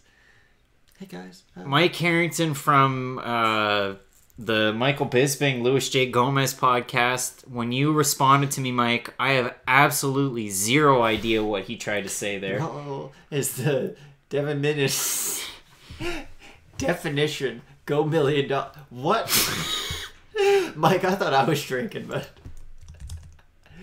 Yo, skip the prelims. Did BJ look good? He looked terrible. Did Uriah look good before the KO? He also looked terrible. Yeah, but I mean, moving forward, Corey Anderson getting the win. I have no idea what he's saying. Now, his nickname used to be Beast in 25-8. I was going to say, fun fact about Corey Anderson. A lot of people don't know this. He actually breaks the concept of time itself. He doesn't only beast 24/7. He beasts 25/8. Yeah, really disappointing loss for Sweden there. Let's be honest, disappointing win. Of course, you've got another fighter from All Stars, from Malmo, Alexander Gustafsson, a guy who apparently loves the country. They like to talk about that a lot in the countdown. Don't know if you know he's from Sweden. He didn't like to live in the city, and now he likes the country. But yeah, I mean, heading into this main card, or main event rather, and of course we still have 2 more fights before that, but a lot of people upset. Yeah, a lot of people upset. Rightfully so. Of course, rightfully so. What would you say about John Jones? So if we move back 2 weeks, no VADA testing, which is the voluntary, not WADA, it's VADA. Yeah. Not going to take part in it. All this stuff unfolds. Longest active win streaks in the UFC's light heavyweight division. We're talking 4s and 3s. Ain't no Max Holloway in that division. Running away. And Jordan Johnson was also shown in that graphic. Jordan Johnson's last fight was at middleweight, and he's going to continue at middleweight. So a very poor graphic to put up. Corey Anderson losing his damn mind like he's never won a fight before. Corey Anderson's going to poke someone's eyes out with them nips. Going to cut the camera. Like with cats and guys. Oh, good. Travis Barker. And a guy that looks like if Travis Barker didn't have tattoos. No, Christian Yelich, Travis MVP. Barker is the type of guy who's like, yeah, I train UFC, and then he gets knocked out at a barbecue. T-City looks He's like... handsome again. Oh, but he's got a cast. How'd that happen? And it's Purple. That's purple. neat. Well, good for T-City. If you're following along with us, we really do appreciate it. Thanks again. Consider a subscribe and a like there. I appreciate everybody that has liked the video thus far. They're showing us a graphic for the fact that UFC 3 is on sale in the United States of America. And only on Xbox One. The big problem I had with the game was Andre Bishop and Isaac Frost were not in the game. Now, I had a problem with that. I really wanted 2 boxers who've never fought MMA and who aren't real to be in an MMA game, but I'm so glad that they've been added. It's a great game. Strange decision. I do like UFC 3. Craig's bad at it because he only throws leg kicks and jabs, and then when he hurts you with the leg, he just goes overhand right. It's very easy. We've got a promo for just straight the UFC. If you guys are on Xbox, throw in your gamer tag and I'll add you later. Craig do the same for PlayStation. Throw them in the chat. Just more ads for the UFC. Hey, Rose. When you fighting? No one knows. Yeah, Cody Garbrandt there, TJ Dillashaw. It'd be interesting to see who Garbrandt fights next. Oh, it's a promo for ESPN Plus. Again, still slightly in the dark in Canada as to how ESPN Plus is going to work. I don't know why they're showing Corso there. They're showing the new show with Mike Golick. I wish the 2 mics didn't split up. I'm really glad that we don't have to listen to Skip and Shannon talk about the UFC just because they're on Well, Fox they still anymore. can. They can, but they won't. They won't. Yeah, so now we're getting a treat to ESPN Plus. Again, we're up here in New Brunswick, Canada. If we haven't mentioned it yet. Yeah, there's no ESPN. You're going to get TSN up here. TSN or ALDS, and the UFC just signed another 3-year bid with them. Yeah, everyone have. Oh, Chris Pratt. Just so relatable. What was the guy's name from that 70s show? Wilmer Valderrama. Never bring that up again. Big UFC fan. They showed him there. Oh, nothing I want more than Paige Van Zandt highlights. Cynthia Calvillo. It's just Calvillo. ESPN. The world leader in sports. Do you think Oscar De La Hoya will ever fight the UFC? I do not. We get to see January. January again. I mean, we're excited for January because this ESPN Plus card, the first one with the UFC, really stacked. Bellator 214 stacked, even though you've got Gegard Mousasi and Lovato Jr. out of their title fight. But February, you look for UFC, there's 4 separate cards. For Bellator, there's also 4 separate cards. And for March, for the UFC, there's what, 5 different cards? Yeah. That's insane. No, I'm glad I like MMA. Holy crow, that's a lot of well, fights. okay, just because Saturday's the second. That's the only reason. It's a lot of fights. But yeah, there 2019's, it's a great time to be a combat sports fan. And I say that as they're showing more We're not really. We're just getting I'm names. sure they'll add more dates later, but we're all the way up to June. We don't have the locations. That's the thing. Yeah. Send me location. Ha ha ha ha.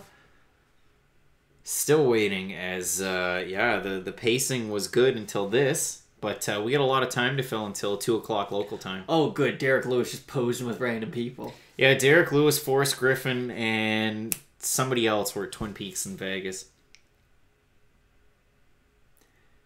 Here's just a side note. I hate Colby Covington, but he once said the funniest thing I've ever read on Twitter. When John Jones, after he'd failed in the Daniel Cormier fight, and I know you guys are like, which one? It was the second one after 214.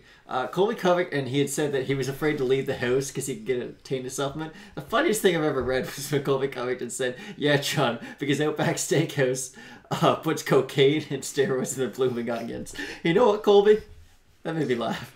Yeah, it'll be interesting to see what happens with Colby Covington. And this is a gripe that I have. So when Carlos Condit weighs in yesterday, Joe Rogan says former interim UFC welterweight champ. Do you think they're going to say that for Colby Covington heading forward? Well, yeah, because he won it. He won it. He didn't win it just because and then due to a simple procedure, and he had to be out for a set amount of time, they took it away from him. They'll say former. So the difference is Carlos Condit went through murderer's row to get it, and then he had to beat Nick Diaz in this really big fight for the title. And a lot of people, like, it was a controversial decision, but still. Yeah, let's bring up Carlos Condit's record. I know you can talk about what is he 2-7 in his last 9, but you look at those fights, and the first one that kicked that off was a loss to Georges St. Pierre, then a loss to future title holder Johnny Hendricks. Those are two of the best fights you'll ever see, though. Yeah, and then he lost to a champion in Tyron Woodley, a champion in Robbie Lawler, a title challenger Damian Maia, Neil Magny, and Alex Oliveira. If we can give Condit his fair due, GSP fight of the year, Johnny Hendricks fight of the night, Martin Kampman knocked him out, Tyron Woodley, his leg gave out, that was no fault of his own. Chaco Alvarez beat the brakes off him. Everyone I've ever talked to ever thinks he beat Robbie Lawler. Damian Maia chokes out everybody. Neil Magny, he had been off for a long time, and Magny is a good fighter. And then the Alex Oliveira fight was just, it was fun. Yeah, the Oliveira, definitely a tough loss for Carlos Condit. As we roll on, we're getting ready for this fight. Chiesa moving up. Of course, they're going to say that on your regular broadcast. He was the 9th ranked lightweight. Weird that, again, you talked about it, hasn't won a fight in the longest time. And his 2 losses, both submission losses. Also weird that he's the blue corner, but again, some of these choices for blue and red corner mean absolutely they're both nothing. unranked, so it doesn't matter. Completely arbitrary. Doesn't matter wins and losses or how many you've lost in a row. Well, of course not. Who cares about the corner? Apparently nobody. Okay, yeah, they shouldn't. We got Chiesa coming in here wearing the Italian colors. Do you think he's a mama's boy or a daddy's boy? I don't know. Sam Sicilia. It's funny. He's a mommy's boy. Oh, yeah. Jesus, Craig. You watch MMA. He's got Sam Sicilia in his corner, a guy who just won against Derek Campos. He actually looked good in that fight. Yeah, he did look good in that fight. He got choked out by the coolest choke I've ever seen by Emmanuel Sanchez, but no one knew how good Sanchez was. Really excited to see Emmanuel Sanchez coming up. Coming back too soon, but he's real good. Oh, Michael. Real fucking happy to get in there. Michael Chiesa. Easy there, Michael. If he wasn't wearing a cup, he'd be pitching a tent in his shorts. He wants into that cage. Like when McGregor and Mayweather faced off for the last time, just hard as a rock. They didn't do any of the pre-fight checks. They're just trusting he has a mouth guard in at this point. Looked like he was going to run into the cage. He's a wild man. I'm starting to think Carlos Condit's going to win this fight. Michael, oh my lord. Mike Beltran's afraid. Yeah, Mike Beltran. Mike Beltran doing what the refs outside should have done. Now, I will say, as far as Mike Beltran's concerned, and I don't have this GIF pulled up, but I will for our next live event companion, he did lose an arm wrestling match in a Geico commercial to a middle-aged woman. So to Freddie's mom from iCarly. Factor that into this fight. And that's a true fact, folks. All 4 of you guys watching, go Google Freddie's mom, iCarly, Mike Beltran. As we have the natural born killer walking in. He looks mean as all hell. He's on a 4-fight losing streak. He's the most just bleed fighter in the world. I couldn't have it any other way. A lot of fans in the embeddeds, and I'm sure they only showed a portion of it, really fired up to see Carlos Condit in the flesh. Yeah, he's awesome. Doesn't look like a guy who's on a 4-fight losing streak. I mean, you talk about, the former glory, the fights with St. Pierre, the fights with Johnny Hendricks, and the win streak before that.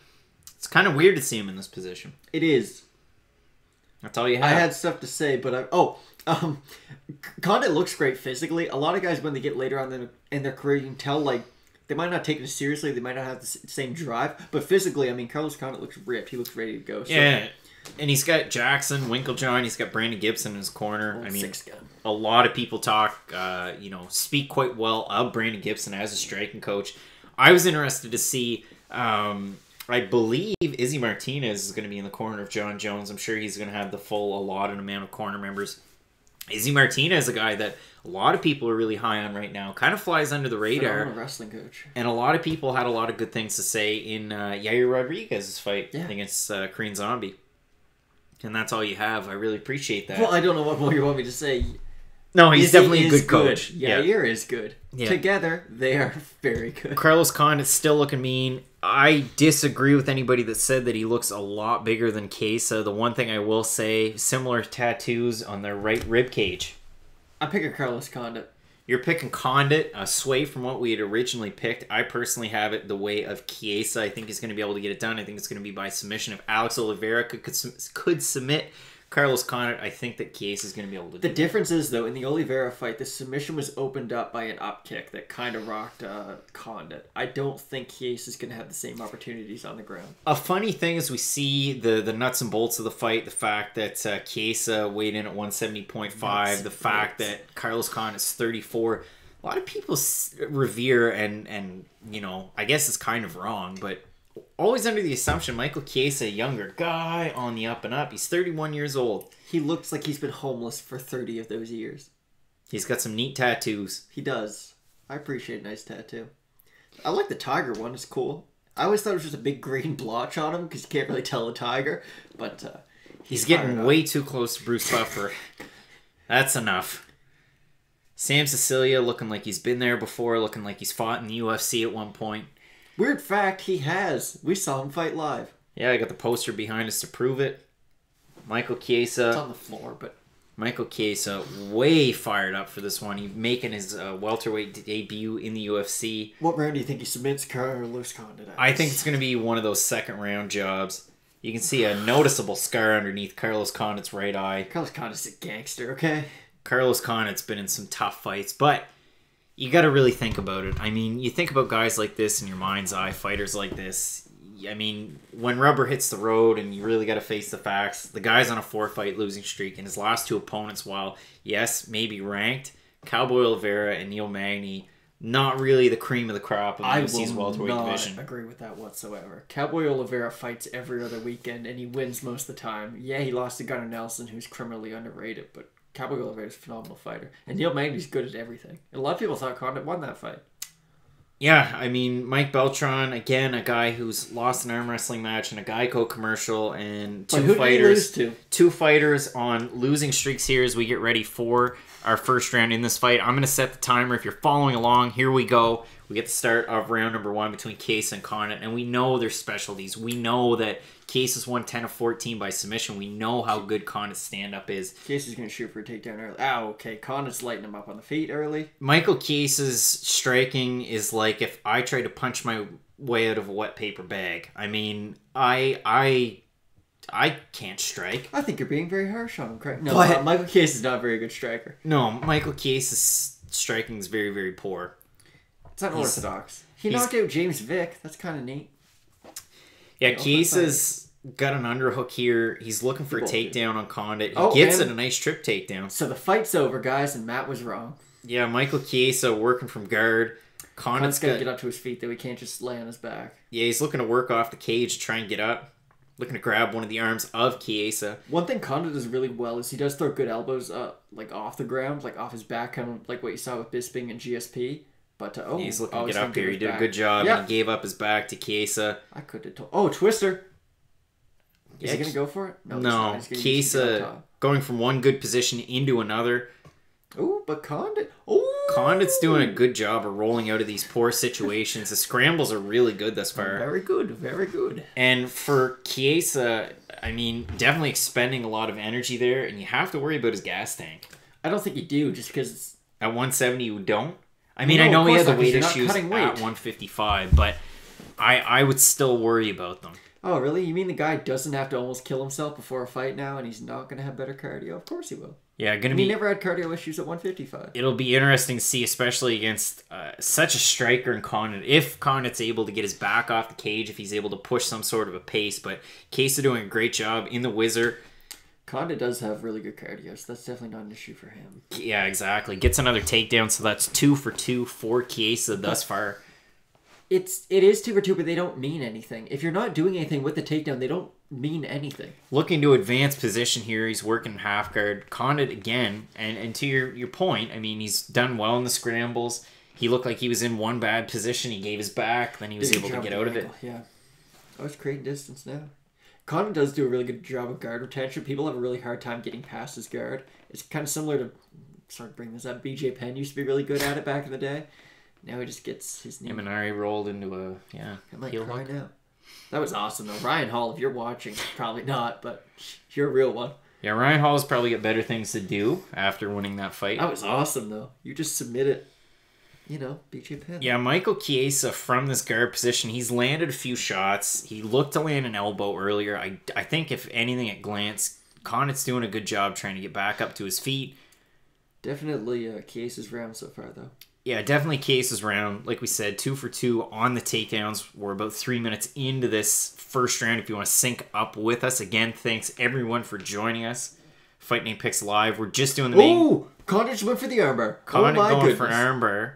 I know Michael Chiesa's a grappler, but we've seen him submitted a bit lately. Twice in a row.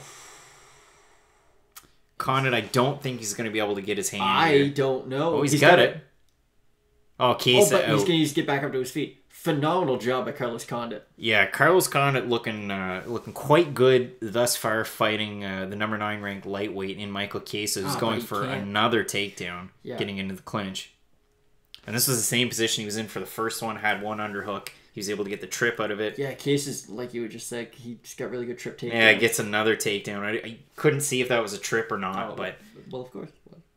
Now he's working from side control here. Again, Chiesa's looked... I wouldn't say great in these positions by any means. Because, I mean, again, he got caught in that armbar there. His transitions haven't been great. Big elbows, though. But you're fighting a seasoned vet, a guy who's been there and done that in Carlos Condit. And Condit looks like, maybe he might not have that power, that finishing ability. Maybe. Well, he's always been more of a volume striker than a just one-punch knockout striker. But grabbing he's the definitely knee. Tricky. I know he had a lot of submission wins earlier on in his career. He hasn't had one in 10 years or so. But he's definitely proven to be tricky on the ground. Yeah, I mean, we got about 30 seconds remaining here. It looks like a figure 4 leg lock from Carlos Condit. It's a weird position. We all know the best way to get out of that. You just flip your body around. Yeah, Condit... He's got the ankle. Yeah, he's still been looking for the knee. He's been looking for an ankle, but I don't think he's going to be able to get anything here. If the round ended right now, as we got maybe 10 seconds remaining, Condit going for maybe a... Nah, he doesn't have anything. He's just looking to try and end the round. An inverted triangle.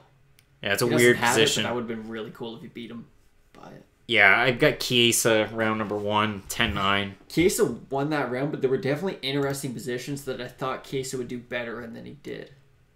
Yeah. If that makes any sense. Yeah, it's going to be interesting to see how round number 2 goes, because you had Chiesa going for 3 separate takedowns, got all 3 of them. If you're Condit, maybe that's not great for morale, but we can see that his training camp was definitely heavy in the grappling department for him to get out of these positions, for him to look for different submissions. He's looked for all sorts of different ones. He's looked really good. And that's the thing people don't like. I know Chiesa has been submitted 2 in a row, but before that, he submitted Jim Miller and he submitted Benil Dariush, who are both world-class grapplers. So, like, Chiesa's legit as it gets, grappling-wise. Yeah, especially at lightweight as well, and there's all sorts of great fighters. So for him to be ranked number 9, coming off of 2 losses, that tells you how good he is. Hasn't beat anyone in the top 50. No, and it's going to be interesting to see how it translates into, welterweight. This being his welterweight debut in the UFC. I'll say this: he doesn't have the best game to transition up a weight class. Like No. RDA, for instance, and I know he's lost 2 in a row, but RDA is a very physical style, and he's a phenomenal striker too. And he doesn't have RDA is good at everything. He's just a little bit smaller. Chiesa's one of these kind of specialists, but he doesn't have the ways to force the game to go to a specialty. There we go. A little quick on it. They were showing Mike Beltran just quickly, and then we got it right on. So if you want to sync up with us, the start of round number two between Chiesa and Carlos Condit. Chiesa coming out swinging thus far. I think this fight's a lot of what we thought, though. Condit's a lot better on the feet, and Chiesa's a better wrestler. Yeah, I mean, for Chiesa, for him to just even get it into the clinch, now go. Condit doesn't want any part of it, able to get out of that clinch. But Chiesa, again, another takedown. And this is definitely the key to victory for Chiesa if you want to win. Carlos Condit, people said it in the Magny fight. People said it in his last fight with Oliveira. He looks like maybe he's missed a step. He's not getting hurt. He's not getting dominated in these fights. I mean, the Maia fight submitted early. And the Lawler fight, a really close one. Look, Kimura. Yeah, looking for Cormier here from Chiesa. I don't think he has it just yet. He's gonna have If Chiesa... he's tapping. One arm. Whoa. That was cool. Would you call that a key lock? I have no idea what like an that Americana? Yeah, weird submission win. I'll get rid of the timer. So Michael Chiesa gets the win here in the second round. So I was alluding to it. Carlos Condit looks like he hasn't totally lost a step. No. Sorry.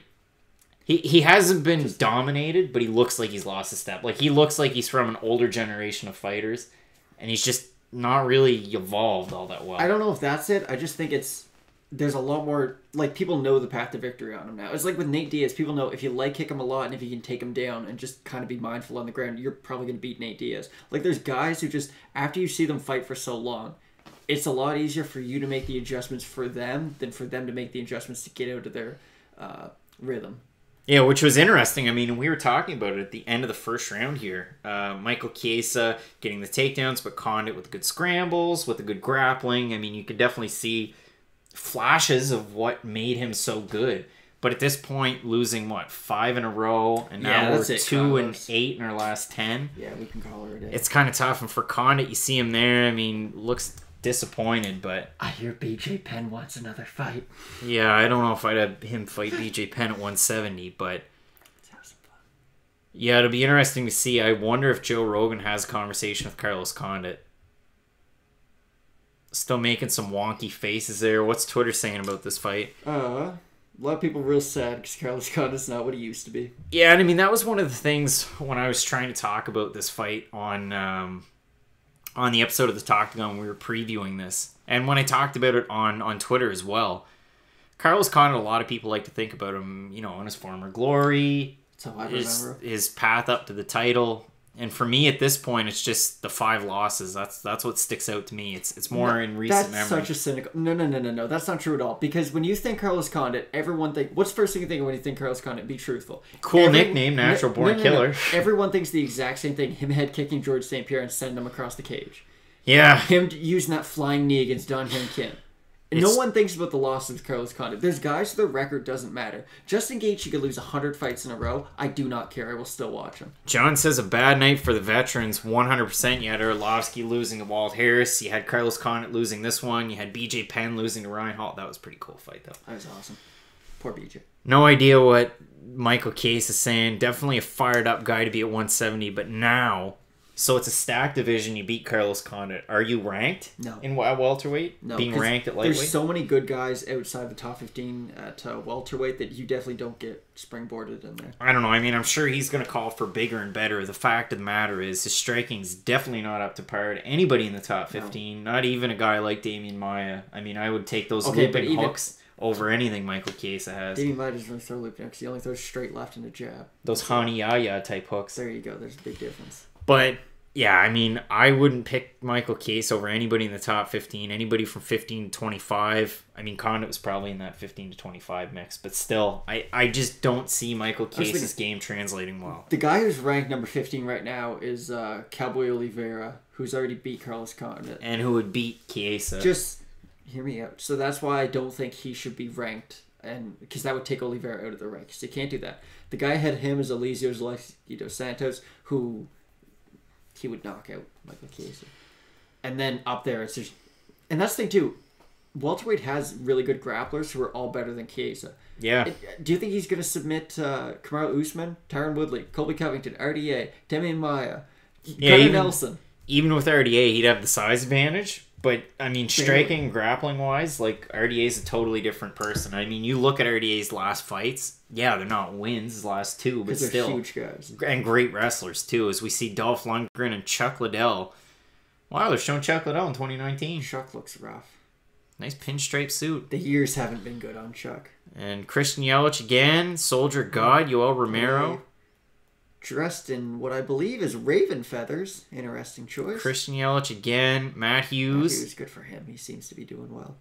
Who's next to Matt Hughes? Shout out to Uriah Faber. He's having a kid soon, him and his girlfriend. So there you go, Uriah. Good for Uriah Faber. Starting a family. Yeah, Uriah Faber, I mean, people were sleeping. I don't know if sleeping is the right word, but with Team Alpha Male, you know, kind of some turnover with the coaching. But they seem to be really firing on all cylinders. And when you have training partners like they have there... Their best active fighter just got knocked out. Yeah, their best active fighter did just get knocked out, but they still... It's a great squad, Their I guess. two best active fighters are combined 0-3 with 3 knockout losses. And UFC Boise definitely wasn't, you know... helpful for them. I think they went, what, like 1 for 4 that night? It's not great to be a Team Alpha. I know what you mean, though. There's definitely not the... I thought the team would have probably, like, disbanded or something with all these issues. Yeah. No, they've certainly done well. Yeah, we're getting ready for our co-main here. I'm going to throw it over to the ad just quick. I'm going to grab something to drink. Probably a good idea. And, yeah, we'll get right back into it in just a second. Today's episode is brought to you by Spretzbox. Head on over to the website, spretzbox.com. All you have to do, click to get started. You can either order one of their boxes that has over $100 in value, or maybe you're interested in a single item, like these great socks. So, click on them, add them to your cart, head on over to the checkout, and then all you have to do is enter in the promo code FNP as follows here. You'll save 10% off your first box or your complete first order. That's spretzbox.com.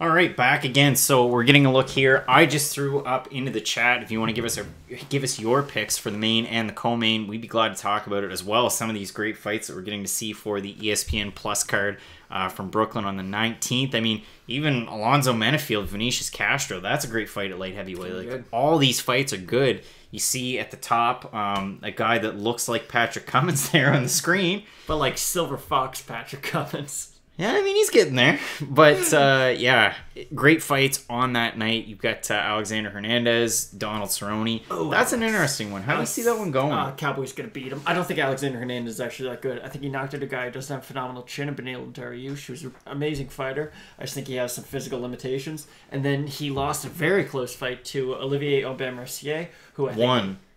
I thought you said lost. Sorry. Yeah. No, he won a very close fight with Olivier Aubin-Mercier, who's a good fighter, but he's pretty one-dimensional. Like, he's just kind of a grinder. And we saw in the Gilbert Burns fight, like, if you're any good, you can beat the brakes off OAM. Yeah, we're seeing a lot of these ads now from the UFC. Apparently, they partnered up with Poker Stars. They've also got a Litecoin ad on the mat. They're going full tilt on the sponsors, and you know, who can blame them? We've got Spretzbox on board with us, and if there's anybody that wants to reach out with sponsorship, it'd be great. Yeah, we're always listening to the sponsor. We will always accept either money, bread, water, multivitamins, just to sustain us. Any of those would be very nice. We're very thin. 100%, but yeah, we're moving into this co-main event. You've got Chris Cyborg, your featherweight champ. You get your bantamweight champ in Amanda Nunes. You see here on the broadcast, you got Chris Cyborg working with Don Madge, bringing him back for another camp. You saw him at UFC Moncton. If you want to head back, you can watch the post-fight interview. I think I asked him a couple questions in that one. But, I mean, he put on a great showing against T. Edwards. Brought him into this training camp to try and match up as a southpaw. That's weird, though. Why wouldn't you just use RDA? Good question. I don't really know why. Because, no offense to Don Madge, because they're at very different points in their careers, but RDA does everything better. And he's bigger. You make a good point. And another thing, and something that a lot of people focus on with Chris Cyborg, and I'll dissuade you from putting too much stock into this. The fact that Tito Ortiz is a wrestling coach is more the fact that Tito Ortiz works out at Ruka Sport. Yeah, it's more the fact that he works out at Ruka Sport and he's a part of the team than anything. Saying Michael Bisping's your cardio coach. No, they just work out in the same gym. Because, well, Tito Ortiz is back to Yana Kunitz. And listen, Yana Kunitskaya had a great run in Invicta and not taking anything away from her, but I'm taking some stuff away from her. She shouldn't be able to take you down with an ankle pick. She's been rocked. Amanda Nunes is a totally different test than Yana Kunitskaya, a totally different test than even Holly Holm. And listen, big Holly Holm supporter. You'll see it if you haven't already. But, you know, translating that into this fight, if you're Chris Cyborg and a lot of people talk about her jiu-jitsu acumen, I don't see a lot of her working on jiu-jitsu. They don't really highlight that. Yeah, but okay, they're not going to show everything the person does. No, they focus a lot on the work with the pads. They focus a lot on Prillo being the boxing coach and her being a calculated striker. But there's not as much focus put into showing her jiu-jitsu, at least. Why do you think I picked Amanda Nunes to win this fight? I think for Amanda Nunes to win, if she's going to win, she's going to be taking the fight down to the ground. She's going to get a finish, either ground and pound or submission. I think she's going to catch Cyborg with a shot on the feet. I don't know if it's going to drop her, but I think it's going to definitely... Amanda hits harder than any woman Cyborg's ever fought. Holly has good kicks, and she has good hands, but her hands don't hurt you the same way Amanda's hands hurt you. So I think if Amanda can hurt Cyborg on the feet, she can take her down and submit her. Conan Silveira in the corner of Amanda Nunes. She also has Nina Ansarov, and I would say out of the two... Nina Ansarov has definitely gained a lot more from Nunes than Nunes has from Ansarov. Well, I don't know if that's fair. We've seen Nina Ansarov run shop in her last two fights. She's looked great. Yeah, she's really good. Like there was improvements. Yeah, there was a point very recently where she considered retiring from MMA, and now she's at pretty close to the top of the strawweight division. I think she's tied. If I'm not mistaken, it goes Rosa Champ, Jessica Andrade ranked number 1, Joanna number 2. And then Tatiana Suarez and Nina Ansarov both tied for ranked 3rd. Which, again, silly, but still. Makes sense, I guess. Ansarov right up there at the top. Amanda Nunes making the walk in here. Nunes on a 7-fight win streak heading into this one. She's defended her belt 3 separate times since she beat Miesha Tate in the main event of UFC 200. So yeah, anybody that wants to say that neither one of these women could headline an event, they've done it multiple times before each, and that's one of the most ridiculous statements I've ever seen on the internet. Well, but again, ridiculous statements go around. Exactly. John Jones fans are irrational. I'm going to say a lot of people that identify with teams and people, yeah, you're going to get that online. But still, in this fight, it's really interesting because you look at some of those early losses. Like Nunes is, 16-4 losses to who? Katzengano. I can't think of it. But, they were earlier on in her career, right? Yeah, Won 7 in a row. And then for Cyborg, lost her debut, her pro debut, and since has won 20 fights in a row. And has the 1-0 contest. But the odds, like I said, minus 250 Cyborg or thereabouts. Matt, you had said maybe pick Nunes if you could at plus 195. Ally Kenta was a plus 350. Yeah. And for Cyborg, the prop bet for her to win by knockout or disqualification was plus 115. So that's the way the odds are looking thus far. I'm guessing a lot of people just think Cyborg by decision then? No, sorry, a lot of people are thinking knockout, TKO, or disqualification. I know, I'm just saying, would the odds be, what would they be for decision? They're higher than they are for knockout? Okay. Yeah. I'm just thinking because Holly went to a decision, so would you Amanda be more or less likely to than Holly? They're very different fighters, I'm just This, of course, is going to be a 5-rounder for your co-main event here between Nunes and Cyborg. Oh, I really hope this fight's like the Corey Anderson or Latifi fight. Nothing would make me happier. I mean, any final thoughts before you head into this one? I mean, this sounds like a silly question, and you might pick a different route. That's why I'm going to ask it. For Cyborg to get the win here against Nunes, how does she have to get it? Do what you always do. Do what Cyborg does. Brawl. Catch her with a big shot.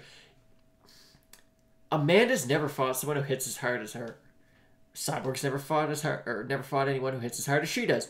This is the first time. I think Cyborg hits harder, don't get me wrong. But Amanda hits really, really hard. Like, Amanda knocks people dead at 135. She knocks people dead at 145. I just think whoever lands the first big shot to get the respect of their opponent and to try to make their opponent kind of overthink and overanalyze everything, I think that's who's going to win. Yeah, I mean, you see it a lot, like, it's tough to draw this parallel, but another champion. When you have Daniel Cormier moving up from 205 to 265. Very different, though. Power's still there, the speed's still there. And then you look at fighters that move down a weight class. Sometimes they lose the advantage that they had. I just wonder if Nunes's all of her advantages are going to come into play in this fight. But you're right, and I like what you say. And it's true. This is the toughest test that Cyborg's ever had. Without a doubt. And is it the toughest test Nunes has had? We don't know, right? I didn't know Cabrini was a jiu-jitsu coach. Yeah. But I think so. Yeah. It's by far... Whoever wins is the best women's MMA fighter of all time. Oh, yeah. I don't think, without a doubt. Yeah. Like, but Ronda. Ronda didn't have a very good level of competition. Cyborg to this point. Lately, she fought... Like, again, she fought Holly Holm. That definitely, means a lot. And if you beat Amanda Nunes, too, like, you beat the last 2 lightweight champions, or you beat 2 of the last 3 bantamweight champions. Of course, Misha won, but that doesn't matter. So, yeah, I'm really looking forward to this fight. It's going to be really good. Yeah, I mean, I'm almost looking forward to this fight a little bit more than the Jones-Gustafsson fight, simply because should be checked. The significance of this one. I mean, the significance of the next fight. You could say the winner of that next fight's the best fighter in the world, though, pound number 1. If Gus knocks out John Jones... I'm going out drinking all night. Yeah, we're not talking the best fighter of all time. Like, we're not. Jones is the best fighter of all time in a lot of people's books. The biggest fan of Chris Cyborg is in attendance. Halle Berry is in attendance. Chael Sonnen's a really big fan. Likes to call her Holly Berry because he didn't know her name. She might be on ESPN after this, but that doesn't matter. Clarissa Shields is a big fan of Cyborgs, too. Yeah, there's an awful lot of big Cyborg fans. Interesting, too. Maybe you're just joining us for the first time with Fight Night Picks. I'm Craig Allen. You can find me on Twitter and Instagram at Craig Allen FNP. Matt Allen. You can find him on Twitter at Matt Allen FNP. We're brothers. If you go back into the Fight Night Picks library, if you will, I had a conversation with, I'm just looking here at the particulars. You see very close in height and reach. Virtually identical. Close in age as well. Had a conversation with Heather Hardy back a number of months ago before this fight was even announced, and I asked her, how do you see this fight playing out? Do you see this fight actually happening in 2018? And if Chris Cyborg wins this fight, what's going to happen? So if you want to head back and listen to that interview, it was one of the best ones I've had here on Fight Night Picks. Very talkative. Yeah. I was glad to have that conversation for sure. And if you're just joining us again, let us know how you see this fight going between Chris Cyborg and Amanda Nunes. Does Nunes get like new tattoos every fight? Like, is that? I noticed she had new ones on her bicep. Because it used to be like a feather and something. Now it looks like 2 belts. She had that god awful octagon, and like half it's the line and half it's her face. Well, again, now it looks like 2 like belts you'd have around your waist. This is pretty cool. I miss when she dressed up like Mr. Tumnus and she thought she was looking like the lion, but she cut the face out of the lion. So it was Amanda Nunes' face with like a bunch of fur and 2 ears popping up, and that was real intimidating. Yeah, she's since kind of changed up the tattoos here. That's cool though. That like the whole armor thing on the arm. The half sleeve, yeah. I'd like tattoos, but I'm too thin for them, so they'd look foolish. Yeah, I mean, you could look like damn long neck. I'm built very similar. My neck's a little bit thicker, but... Amanda Nunes just not listening to Bruce Buffer. Oh. She's no Michael Chiesa. Michael Chiesa went to Bruce Buffer's house. He was so close to him. Yeah, it'd be really interesting to see how this fight plays out. Like I said, I'm going to get the timer ready so we're synced up with this one. Chris Cyborg looks like she looks before every single fight. Yeah, I don't know. There's not a lot of controversy headed into this fight. I mean, you've got one fighter moving up, looking to challenge for the featherweight title. Not a whole lot into this one. A lot of people were worried, myself included, how many fights would we lose heading into this? And the weight cut, too. That was a big issue that I was looking at. Was with everyone being on short notice going to California from Las Vegas, like, you plan your weight cut for weeks at a time. So I thought a lot more fighters would miss weight than who did. Yeah, it'll be really interesting to see how this one plays out in particular. Like we said, one moving up, one sticking around where they've been. I know Cyborg had some fights at one point at 140, but she hasn't really had any issues for 145. She's missed weight at 145, though, in the past of her career. That just tells you how big she is. Yeah, she's exactly. Good now. Showing the odds here, minus 240 favorite and plus 222 for Nunez, which was a bit of a difference from a couple days ago. Nunez looks bigger, but Cyborg's more muscular. The weight that Nunez put on wasn't, I'm going to stay at 145 permanently weight. And if you want to sync up with us, we've got the timer. We're synced up with the pay-per-view as we get started here. Cyborg at the center of the octagon. Both women more or less at the center at this point. I can see this being like a Roy McDonald, Gegard Mousasi, and I hate saying that. Oh, wow, look. Yeah, I mean, Cyborg landing in the exchanges thus far, landing the hooks that she typically does. Oh, big right hand by Nunez, though. Yeah, Nunez landed a nice one, but again, Nunez looks more... Oh boy! She just dropped Cyborg! Sorry, guys. I'm hyped up on Red they're Bull both and Mike's hitting. Hard Lemonade. Oh, they're both landing. And that's a lethal combo for your... Oh my god! Amanda Nunes is about to knock out Cyborg. She's got a rock... Oh my gosh! Amanda Nunes just knocked out Cyborg. Amanda Nunes is the best women's fighter of all time. I gotta go home. Wow! Now, you guys listen to me and you listen good. If you want to make money, listen to me. I'm gonna start doing picks every single week. Oh my god. Shit, Amanda Nunes. We just woke up everyone in this house. Now, here's an interesting point. So, does Amanda Nunes stick around? You do whatever you want, Amanda. You knock out fucking Megan. You knock out... Watch your language, but yeah. Amanda Nunes fight Max Holloway next month. Yeah. You can close the door. Sorry, guys. Sorry. I'm sorry. Yeah, so Chris Cyborg's run of 20 fights 21. in a row, 20 wins in a row. Guys. Are over. Amanda Nunes is now your bantamweight and your featherweight champ. We have all these double champs, double champ this, double champ that. But this is a big deal. Amanda Nunes is the best women's fighter of all time. Yeah.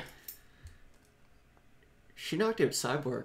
Pretty much a standing O. Sorry, guys. I'm thinking about stuff. It'd be nice if Dana White would go over and, kind of congratulate Chris Cyborg, he too. wanted her to lose. Yeah, Chris Cyborg going over and congratulating Amanda Nunes. That's what you need to do. If you're watching this and you might have kids or whatnot, teach them to be a good winner. Oh yeah, so basically, Cyborg was going forward, and Nunes landed that big left hook that rocked her, and then she just never let her off the hook. It was like RDA when he fought Eddie Alvarez, and Eddie Alvarez caught him first, and he just kept it going. Yeah, I mean, Cyborg kept throwing to the very end. God. But yeah, Nunes... Flatlined her. Nunes landing in the exchanges. Jeez. Holy crow. She's pretty much out on her feet. Yeah, we still have another fight. I don't know if I can handle it. If Gustafsson knocks out John Jones, I'm going to have to... My heart. Drinks are on me. Holy crow. So you've got a plus 220 underdog in your bantamweight champion beating your featherweight champion there. Yeah, if you got the chance to take that pick, good pick. So I've been wrong on Latifi and Condit, but I think I've got the rest right. I picked Megan. I picked Amanda. Yeah, I'm... You're at a loss for words. Wow. I'm getting tweeted at now. I mean, this is... There's a lot going on, guys. I'm thinking of words, but I just can't say them because there's other stuff. Mainly, holy shit, what did I just see? So basically, to recap for anyone who's not watching it, who's just listening, Amanda Nunes or Chris Cyborg went charging forward, doing what Chris Cyborg does, and then Amanda Nunes kind of slipped a shot through a big left hook, swung Cyborg's head around, and then just never let her off the hook. So I still don't think there's really anybody else that's going to be able to beat Chris Cyborg. I have a problem though. Here's the problem. There's one fighter in the 145 division. The champ isn't a 145er. She's just not true though, because but she's not correct. She's a 135er. Zingano and Megan Anderson. Yeah. Zingano's a 135er, and Megan's the only other one. So you could maybe do Megan versus Cyborg.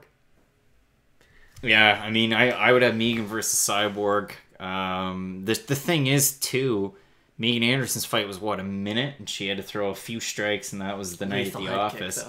And for Cyborg, she ate hooks after hooks and get knocked out. So it'll be interesting to see between medical suspension and just how much time she wants to take off. I just mean mentally. This ruined the 145 division. Yeah, this it's great for you and I and everybody else watching, but this totally effed up the whole division. And which now I don't really care a whole lot because the division wasn't real in the first place. It was the Cyborg division. I mean, yeah, they built a whole season of The Ultimate Fighter around it, so it'll be interesting to see if any of the women from the latest season they all stick down around. to 135. Exactly. It's tough to tell what's going to happen in the future. This was great for Amanda Nunes. I'm happy that it happened. But yeah, for the division, it sucks. Yeah. Well, we say for the division, there's two fighters. It sucks for Megan and it sucks for Cyborg. Maybe they do a rematch?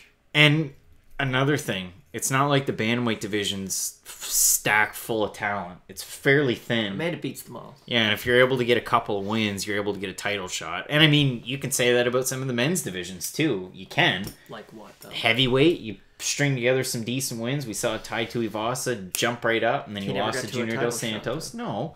We see Anthony Smith in light heavyweight division, a couple good wins, and then you beat Volkan, and then you're right up at the top. Like you can be a mover and a shaker in a lot of the divisions in the UFC at this point. So it was 1-2. Yeah, it was just left hook, right straight that dropped her, and then she beat the brakes off. She got right back up, but the right, the left, and then the right again. Holy crow! Kept on.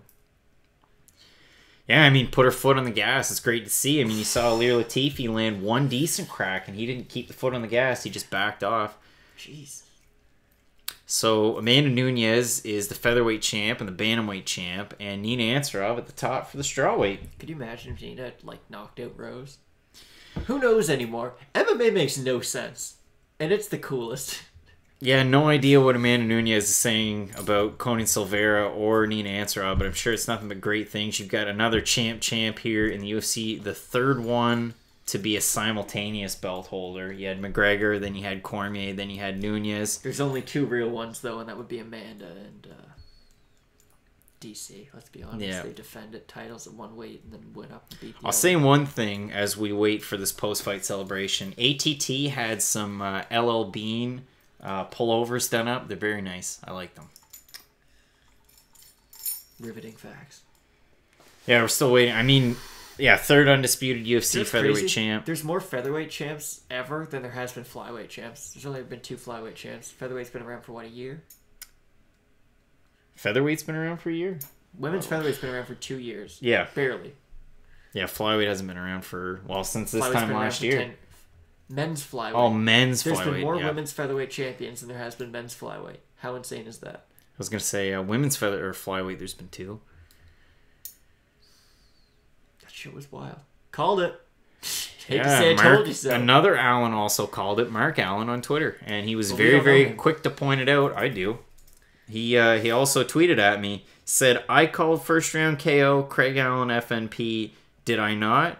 You said it was a hot take. OMG, yes. And about 100, as many exclamation points as you can put in a tweet. Now, if he was watching our live stream, he would also know that another Allen picked Nunes. I didn't think that she would hellaciously knock out Cyborg in the first round. But listen, anything could happen.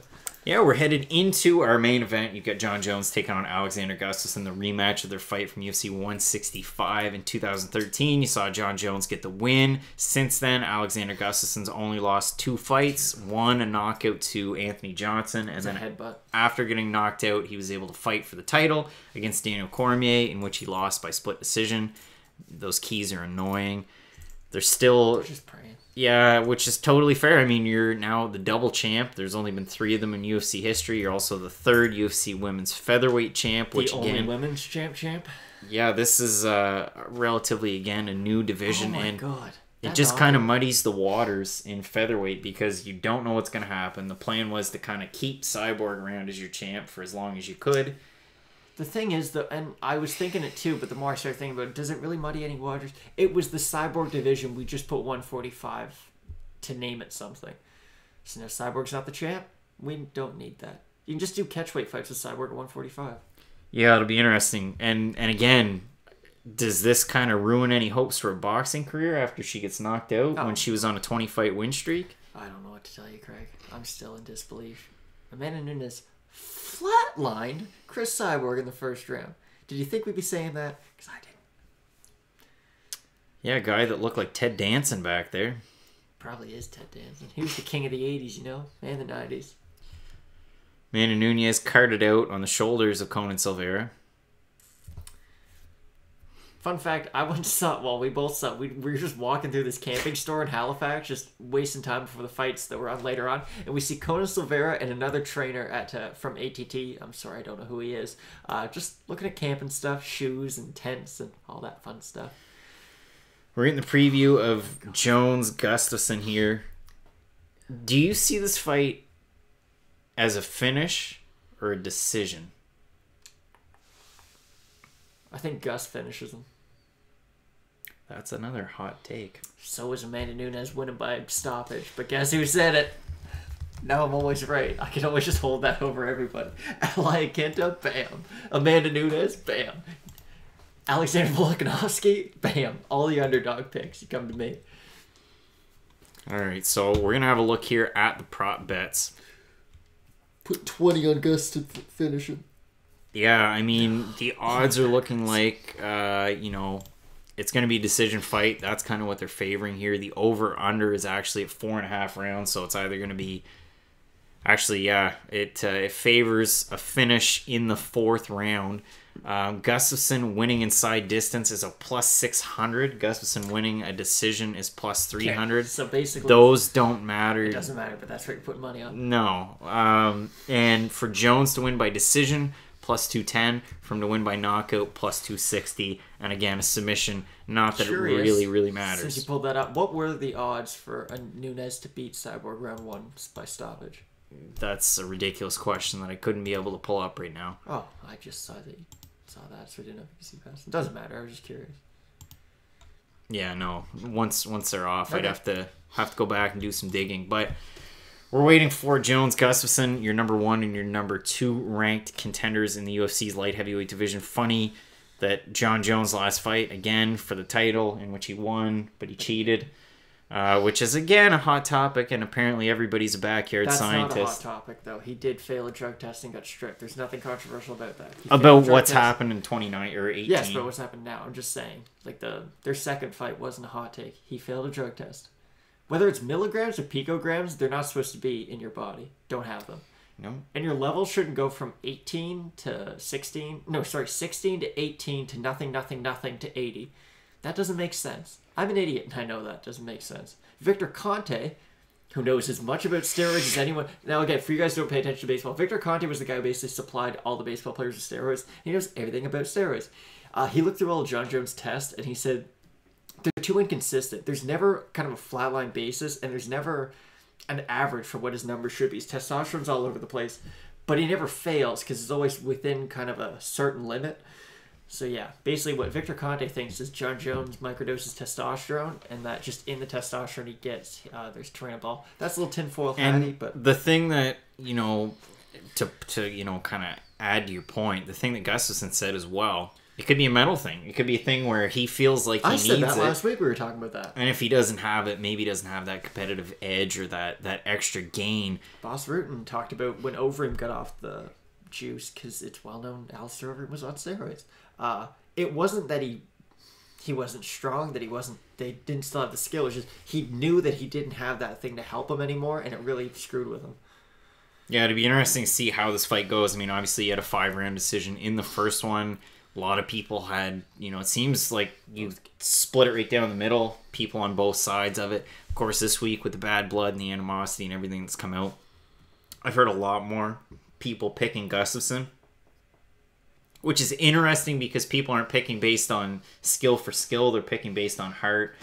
But even if, though, like, Gustafsson's skill for skill, is he that much worse than John Jones? He's a better boxer. I think his boxing's great. As far as kickboxing, maybe not. I mean, Jones does a good job at distance management. The oblique kicks, the fingers to the eyes. I think he does a good job phenomenal of that. technique. As far as grappling's concerned, I give the edge to Jones again.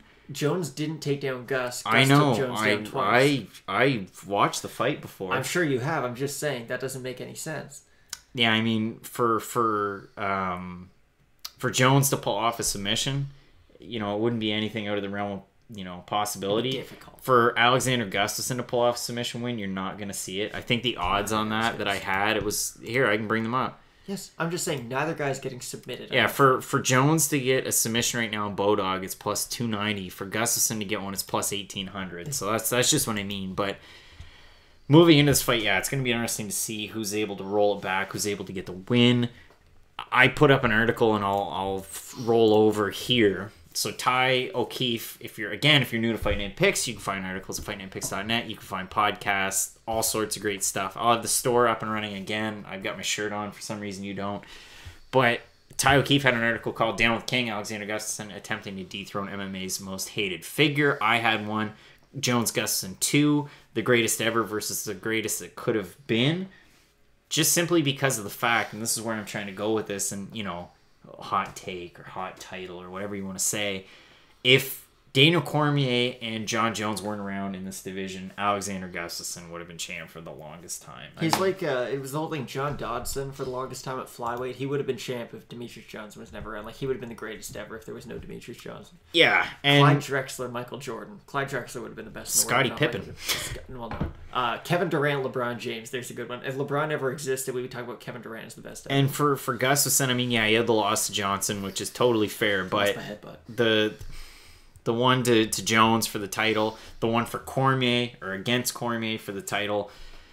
Now he gets another chance, his third chance for a title here up against John Jones, a guy who's looking to win his fourth title in the UFC, which just sounds silly to say that. But the guy's a cheat. He's a proven cheat when these substances were banned, and you can't say anything to the contrary, really. No, I hate John Jones. Yeah, I mean, and the funny thing is... Personally. The funny thing is, we both got into the sport being John Jones fans. Yeah. For Matt and I... First pay-per-view I remember watching was him knocking out Shogun to win the title. Yeah, for us as Luke Barnett in the corner of Alexander Gustafsson with ACB, former UFC competitor. But we get into the UFC around 2008. So we were in it from 2008 to 2012. And for us, it was John Jones and it was George St. Pierre. I like Forrest Griffin, but he was kind of out by then. Being Canadian, kind of cliche to be a George St. Pierre fan, but that's just kind of how it was. And then for me, from 2012 to about 2016, I was out of it. Didn't really pay a whole lot of attention to MMA. Followed hockey and baseball. And that's kind of when John Jones hit the rails, I guess. And I mean, he's been labeled a cheat. MMA's a fickle business where... on one side of the spectrum, you want to think it's super clean, but at the same side or the other side, this is cage fighting. I mean, at the end of the day, we're talking about two opponents going into a cage and trying to beat the snot out of each other or as Dana White once pop said, their knees. This is a reality show when you're talking about the Ultimate Fighter. You don't get voted off. You got to beat the guy off. And that's a real fact from Dana White. So heading into this one, John Jones, Alexander Gustafsson, no matter how you might think that Alexander Gustafsson's a stand-up guy and John Jones a cheat, at the end of the day, they're going to prove it in the octagon. That's the most... just stop, please, Craig. That's the most cliche thing I've ever heard. You didn't need to say We're just going to keep talking. The last cliches. 5 minutes didn't have to happen. I'm sorry, guys. But, yeah, I mean, John Jones he loves here... Jesus, so he's fixed. This is the thing that I don't like. He's playing this holier-than-thou card, and he did that in, the last Cormier fight. When he had the shaved head and I know, but you act surprised scruff. by this stuff. You know he's going to. But then in this fight, he played the heel, but then he was also the baby face. You got to pick one of the two. Listen. We saw Kurt Angle do it, and he had to pick one of the two. Is Just it Olympic gold medalist? He's doing a helicopter right now. Now, that's a tight move. A lot of people don't expect that. Yeah, he said that he was going to have a great walk-in for this one. I don't know what it is. John Jones loves two things in this world. Jesus and steroids. That's about it. Cocaine. Cocaine, that's up there. Those are all proven facts. Female goat, no doubt. Well, of course. Cyborg Anderson. I agree with you on that, Ty O'Keefe. I say that like you're watching. But, yeah, Cyborg Anderson. Because then you can do that. I think dissolve the division. Just call it the Cyborg. Like, just do catchweight 145s. Have her headline fight nights in Brazil. The crowd seems to be quite into John Jones here. Seems to be a pro-Jones crowd. Which is just a shame. Well, Craig, we also looks like the Dean Amin is the usher. I'll give Gustafsson a run. Izzy Martinez fired up. Oh, Yoel Romero. He's fired up. Yoel Romero. Yeah, Yoel Romero wants the winner. I love and hate Yoel Romero at the same time, constantly. He's also a cheater. He is. No, he's not. Taking supplements. Yeah. And it was only one time. That's the thing with John. You can fail a steroid test and I'll get over it eventually. But if you fail 3, 4, hit a woman in your car, bend a car around telephone pole with hookers, it gets to be a lot. Yeah, and that's another thing. I mean, you can say don't look into their personal lives, this, that, the other. I'll do what I want. Done a lot of bad things, doesn't really talk about them all that much, and yeah, just the way it goes, I guess. And if a reporter asks him about it, he says, get out of here. Yeah, deflecting questions and saying bad journalism and then having your president doing the same thing is a pretty poor attitude to have. And backing up to what we were saying earlier on, I mean, the whole deflection of the fans on social media and yeah. We don't like John Jones, if you didn't get that. No, the things that Dana White said during this week as well. John Jones, little chest bush, pulling out the old Henry Cejudo. That might be former the most... two-time UFC light heavyweight champion, also an interim at one point when he beat OSP and then popped again. 14 fight unbeaten streak. He also has the longest or the most title defenses, UFC's light heavyweight division as well. Steroids must be pretty good though. In all honesty, if you're willing to get busted for the I'll say one thing on steroids before we kind of. I'm sure we'll get back to it, but I'd like to move on because we're just about to get this fight underway. That chest hair. You're talking about steroids. Yeah, steroids are going to help you, but you have to have a lot of skill as well to go along. Okay, with them. but there's a reason so many people take them. It's because they work. Yeah, I mean, you're definitely going to get an advantage. I'm hoping for Gustafsson to just spinning elbow, uppercut, head kick. Yeah, I mean, let's end this. You're kind of talking based on feelings again, trying to put the rubber to the road and looking at it. I think Gustafsson's skilled enough to do it, though. There's a difference. If Anthony Smith was fighting, no disrespect to Anthony Smith, I actually really like him. I don't think he would beat John Jones. No, neither do I. I just think Jones is a more complete fighter. I think he's going to be able to get it done. We're looking at the height and the reach, and everybody's going to point out the 84.5-inch reach from Jones, 79, for Gustafsson. These are both insane reaches. Same age, Gustafsson with an inch of height. Luke Barnett, I believe he's close in height. John Jones with 80 picograms more steroids in his body, though, right now. Yeah. Zing! The old Trinabol, that'll help That's you. The thing, too. People are like, oh, he's in the VADA testing. They won't get the results till after the fight. So that's another thing, yeah. People are like, oh, he's good. No. And you play the pros and cons if you're John Jones before joining VADA testing, because it was just a suggestion from the California State Athletic Commission. But now that the fight is in California, they made him do it to get sanctioned. He had to do it. But if you're him, I'd be pretty worried about where my piss tests are going. And once you piss into that cup, you have no idea where your pee's going. So realistically, yeah, you would have to be kind of worried about it. But still, it was a poor attitude for him to kind of say, no, we'll just wait on it. I'm gonna lose. Like, I say this every week, guys, so don't take me seriously, but I'll never watch MMA again. If Jones wins by, like, KO or submission and then fails a drug test, my heart will break. I'll be happy. He might not fail it, but he's still gonna have Trinabol in his system. I get mad. Which is cheating. Yeah. Anyway, that's the black and the white of it. That's how we see it. You feel free to see it however you want. Oddly racial with that, but no, okay. I'd like to see how. Just like the fighters, No, I'd like to see how this fight goes. I'd like to see what everybody's thinking, who they're picking for this one. I know, again, a strong Gustafsson sentiment this week based on feelings and reactions to what's happened. Like, how many chances are you going to give John Jones? That's the big thing. Every single one. I know. I'm just saying. I said it was ridiculous the first Cormier fight, even going into the fight before he took the steroids. Well, he would have taken the steroids before the fight, but you know what I mean. Like, he's had too many. Yeah. But again, this is cage fighting, so please stop with the cliches. And when you're promoter, it's like Dana White's a promoter. We're feeding a fed horse again. We've been over this 1,000 times. Feeding a fed horse. Get it? Yep. Hey PETA, we don't want your money. Feeding two birds with one scone. Feeding two birds with one scone. Let's think of some more. Yeah, Jones with Gibson, and then he's got Izzy Martinez and Jackson and Winklejohn in his corner. Be the guinea pig, be the apple tree. Minus 290 favorite, as they're saying on the TV. We're going to bring up the timer here. Hopefully it's not another first-round finish. I mean, hopefully it is, but for Gustafsson. Yeah, we've been pretty quick with this main card companion again. And I'm pretty good at picking underdogs, and I'm picking Gustafsson.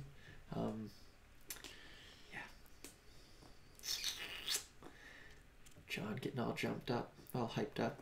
Hey, Brandon John. Gibson can't jump nearly as high. Gibson's a good coach, though. He breaks things down really well, actually. If you've ever heard him on the MMA Hour, he is insightful to listen to. Yeah, they've got you talk dumpster fire. They've got a dumpster fire at that gym. Also, Mike Beltran, you're not doing any... If Gustin and Joe decide we're just going to fight right now, no one can do anything Half the fights Keith Peterson referees. That's true. I just mean, like... Oh, don't... I saw that at a strip club last week. John Jones getting into it. Brian Ortega in the background with Halle Berry. Brian could. John Jones on his hands and knees to start the fight. Bullshit. This is the dumbest thing I've ever seen. I know. All right, guys. We're synced right up. Gustafsson moving forward. Both men orthodox. John Jones looking for the takedown. Jones just going to go for elbows in the clinch. That's what he likes to do. Takedowns to the elbows and the knees. Very good Muay Thai. Gus wants to stay on the outside. Jab. Uses big right hand. Those uppercuts as well. Oh, they're filthy. So about 30 seconds into the first round here. Both men kind of feeling out distance. Jones not totally putting his fingers out. Looking for another takedown. Not going to get it. And he's going to keep on going for knees and elbows off the clinch. I think a lot of this is more clinch. Oh, John with a foul. What? I've never seen that. John Jones hit Alexander Gustafsson in the wiener with a knee. And our clock's going to be off here, so I'm going to shut her down. Okay. We're at 4:20 of the first round. 19, 18, 17, 16, so 15. John Jones committing his second foul, other than the fact that he has steroids in his system. He threw a knee. Or have we not said that yet? Illegal knee. Mike Beltran not taking a point. Well, he wouldn't on the first one anyway. Gustafsson looking to get in Good there. jab, That was a nice jab. Yep. That's the thing. Gustafsson's hands are ridiculously fast. Surprised that we haven't seen more kicks from Jones thus far. Well, he's trying to throw that oblique kick. He's not really going up top yet. He likes to set his kicks up a lot more, though. Yeah, throwing the inside kick rather than that straight oblique kick. Jones went for like a Superman elbow, but Gustafsson managed to duck out of the way of it. You gotta watch for stuff like that. Now Jones is throwing more leg kicks here. One thing about Jones, again, I can't stand him, so I hate giving him credit for stuff, but he'll do something new every fight. He'll be real creative with different elbows, different kind of angles. And you can do that when you're off on a USADA suspension for almost 2 years, too. We've brought this up 1,000 times, Craig. I'm just saying. That's one thing that he's always done his whole career. Gustafsson, the good thing for him, constant pressure, but it seems like Jones is landing more in these exchanges. He is, but they're not big shots. They're a lot of, body shots, leg kicks, which definitely add up as the fight goes on, especially Gustafsson moves so much. The one interesting thing, too, who do you think this week took more of a toll on, and would it affect the fight whatsoever? I think it's pretty equal throughout, and I don't think it would. Both these guys are professionals, except for Jones. Yeah, I mean, Gustafsson pushing the pace here at this point, getting close to about halfway into the round. Neither guy doing a whole lot of damage. It's more distance management than anything. Looks like he wants the right high kick, though. He's kind of been setting it up, and he hasn't thrown it, but he's kind of almost galloping on that leg. It's kind of odd, but... And he's holding his right hand back. Big elbow by Jones. Both guys have absurd chins, too. Oh, yeah. Yeah, I mean, the only man to beat John Jones, of course, Matt Hamill. And he used his head to pretty much break John Jones' elbow, which is... absurd when you think that was it, throwing a 12-6. Jones with one underhook. He's not going to be able to get a takedown. Yeah, feeling very confident in that clinch game, not really able to set anything up. We're both. He's not, but 3 minutes into this first round. Gus having a hard time landing anything. Jones going to fake for that takedown, throw a spinning elbow. I can almost guarantee it. Oh, finally a head kick. Yeah, Jones going head kick, oblique kick. Jones going for a takedown, going for a single. Yeah. Thought he bit his arm. It's deep. He's deep on that single. Oh, Gustafsson, good job, though, to get out of it. Yeah, good takedown defense there thus far from Gustafsson. Phenomenal job by Gustafsson so far. But a minute and a half remaining here. Gustafsson looking down at his foot. That was kind of weird. I think it was just the way he pulled it out of the clinch. Both men still kind of gauging distance. It's Gustafsson pushing the pace more in this first round. It's kind of been back and forth, though. Ooh, Gustafsson went a Superman punch. Wasn't able to land it, but yeah, you're right. He did land a few good shots there. Good body kick by Gus. But a minute remaining here in this first round. It'd be interesting, though, to see if Jones keeps on going for the takedown in the clinch, because he looks like he doesn't want to be on the outside very much. If we see rounds 2, 3, 4, and 5 like this... We probably will. Ooh, good right hand by Gus. It's going to be a hard decision to call. It will. Both guys look good. They're two of the best fighters in the world. Steroids or not, they're both phenomenal. Yeah, Jones throwing another leg kick there. Good movement on the feet. It's weird, though, because Gustafsson's in this weird position. It reminds me of Junior Dos Santos when Cain was champ. Junior can beat everyone except Cain Velasquez. I know he beat him that one time, but you know what I mean. Like, he's by far the second best. Same thing with Gus at 205. I really don't see anyone beating him not named John Jones. Or Cormier if he comes back. Exactly. Those two guys are really the only two.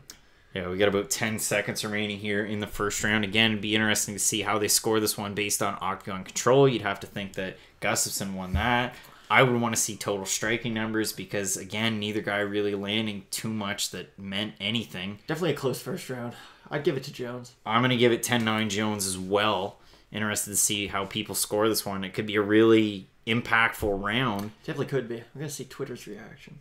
Yeah, I'd like to see how everybody's reacting. Let us know in the comments how you're seeing this one between John Jones and Alexander Gustafsson. Michael Bisping with the funniest tweet. Why is Yoel dressed like Jon Snow? That's hilarious. Craig doesn't get it. He never watched Game of Thrones. No, but I do know who that is, and I have seen that coat that he wears because I am a person with the internet. I am a human being who can see.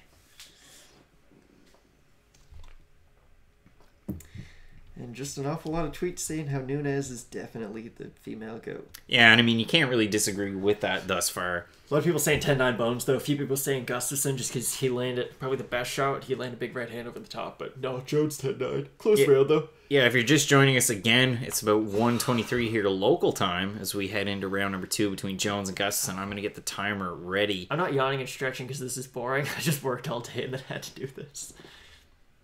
Had to do this. That's just I got to do this. Okay, I love MMA. I love my brothers. Waiting for something here. Gustafsson was already in the center. No one. Yeah, I mean, I would say he pushed the pace for most of the first round. He did, but I think Jones, the leg kicks kind of won it for him. Good left hook by Gustafsson. Jones working from southpaw here. That was a nice straight. It was, but he's throwing it like a Superman. It's really weird. The leg kicks are starting to add up, though. Yeah, it's. I was calling for more kicks earlier on, and then all of a sudden he kind of turned it on. Gus landed a good left hook, though. Every time Jones is coming in, Gus is kind of eating him up on the way in. But on the outside, Jones's kicks are really paying dividends. Ooh, John Jones whiffed on an overhand left. That was interesting to see. You don't see that very often. He's thrown a few big... Like, he threw an overhand right, and he's thrown an overhand left. And Gus done a good job of getting out of the way of it, but... Yeah, about 45 seconds into the first round here. Gustafsson's looking good. We're seeing the striking numbers. A lot of those are the leg kicks, though. Exactly. Jones going for another takedown. Gustafsson, for being a guy from a country that doesn't have wrestling, he's a pretty damn good wrestler. I mean, Alehrer Latifi's probably a pretty good training partner to have other than cardio. Davis, I think, is the and most Phil Davis, too. Phil Davis is as good of a wrestler as you can get in MMA. Gustafsson kind of checked that kick. Yeah. That was weird. He did it with the wrong side, though. He was went looking like this for one of his own. This. Ooh, another nice left hook from Gustafsson. Gus is doing a good job with that left hand. He's throwing like jab, left hook, and then he's not really throwing the right yet, but... yeah, Jones on his back foot in this round, not doing a great job. He switches stances to the orthodox position. Gus starting to bust up a little bit of the eye on Jones. There's a little bit of swelling right around the orbital. Yeah, I mean, again, don't get us wrong. We've got the first round going 10-9 Jones. So if it sounds somewhat biased, I'm trying not to. It is Gustafsson, pouring on the offense in the second round. Pouring on might be a little strong. Oh, finally, Jones knows what an eye poke feels like. That's hilarious. Don't be doing that, guys. Yeah, apparently an eye poke. Jones could call for the end of the fight, maybe disqualification. It wouldn't be, though. Or no contest. Ooh, pinky Ooh. deep. That was a deep one. Hey, guys, That was Travis. I like you.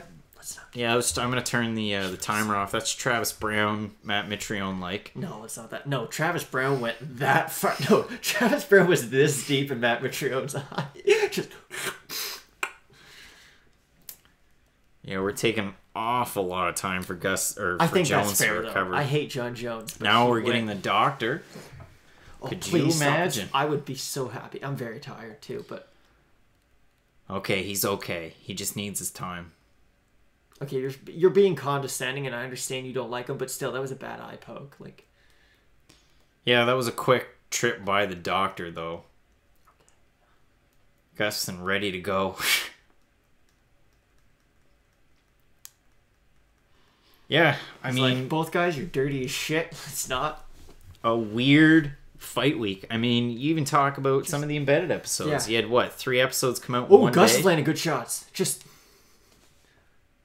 Gus landed really good. He went jab, left hook, right straight.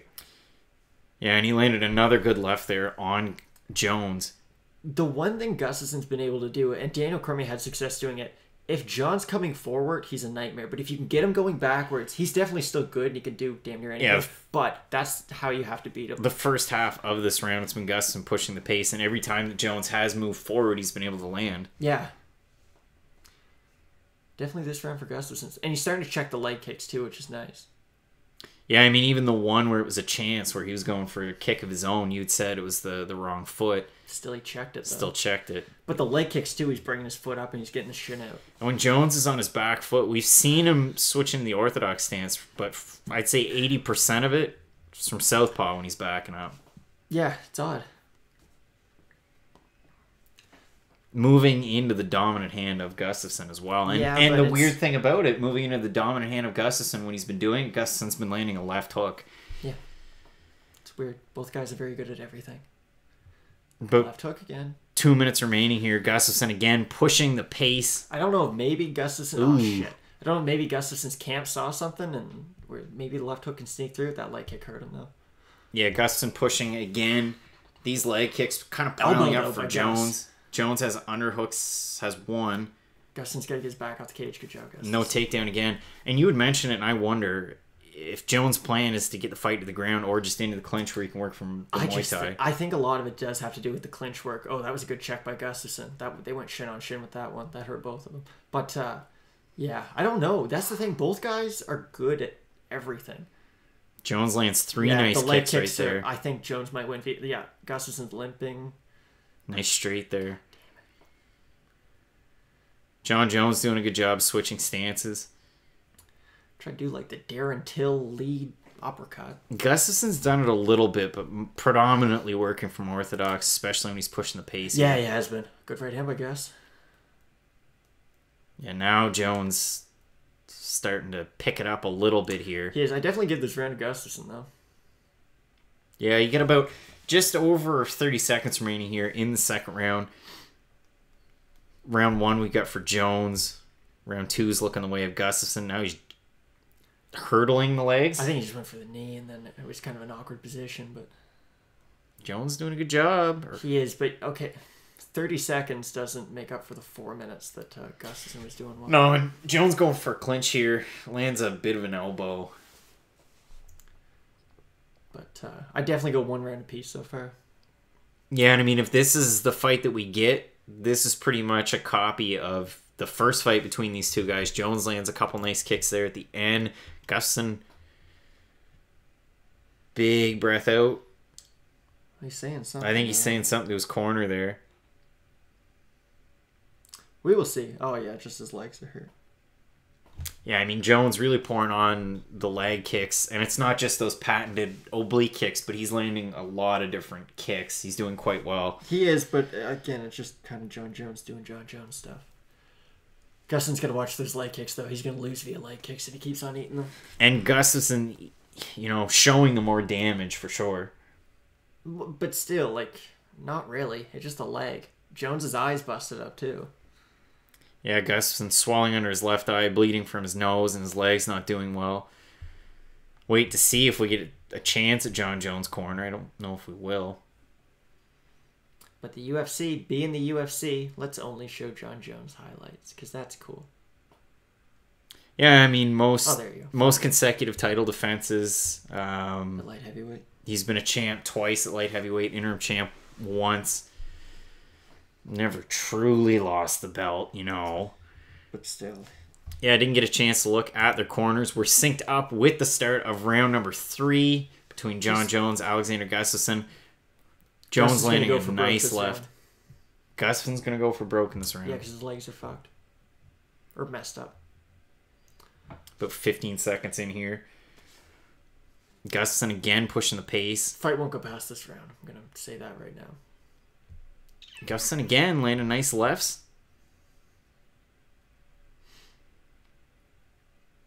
Jones again on the back foot. Double leg and he gets it. Good for Jones. It's definitely his best position. If he can stay on top, he's definitely going to be able to probably ground out Gustafsson this round. He's landed 3 elbows from this kind of butterfly guard. No, he's in half guard. He's in a deep half, almost side control. Yeah, I had the knees up there for a couple seconds. Jones moves around him. Not really doing a whole lot from here, but yeah, you always have to worry about those elbows from him. Oh, yeah. Lands another one there. Gustafsson's going to get up to his feet, though, no matter what. Yeah, Jones just kind of looking to put his weight on him, keep him down, try and move into side control. Or maybe not. I mean, maybe he's just good from landing elbows from half guard, but Gus has definitely just got to think, get to your feet, get to your feet, get to your feet. Good job so far. Yeah, Gustafsson trying to get up to his feet. Jones, again, from this weird kind of half guard position. Yeah, back into it, bit of a scramble, back in the same position. Yeah, now he's got...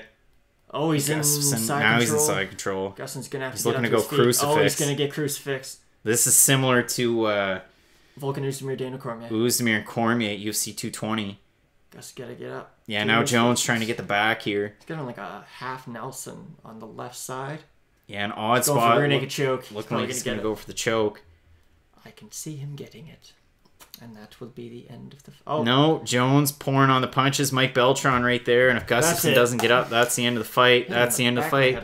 John Jones, your champ. So, John Jones becomes light heavyweight champ in the UFC for the 3rd time. Pending the drug test. That was weird. Mike Beltran consoling Alexander Gustafsson. Yeah, appreciate everyone for joining us. Again, you can find myself and you can find Matt on Twitter at CraigAllenFNP, at MattAllenFNP. Again, thanks everyone for joining us. If you want to throw us a subscribe, know when we're going live, throw us a like as well. It definitely really helps us out. And thanks again. We're going to be back later on next week.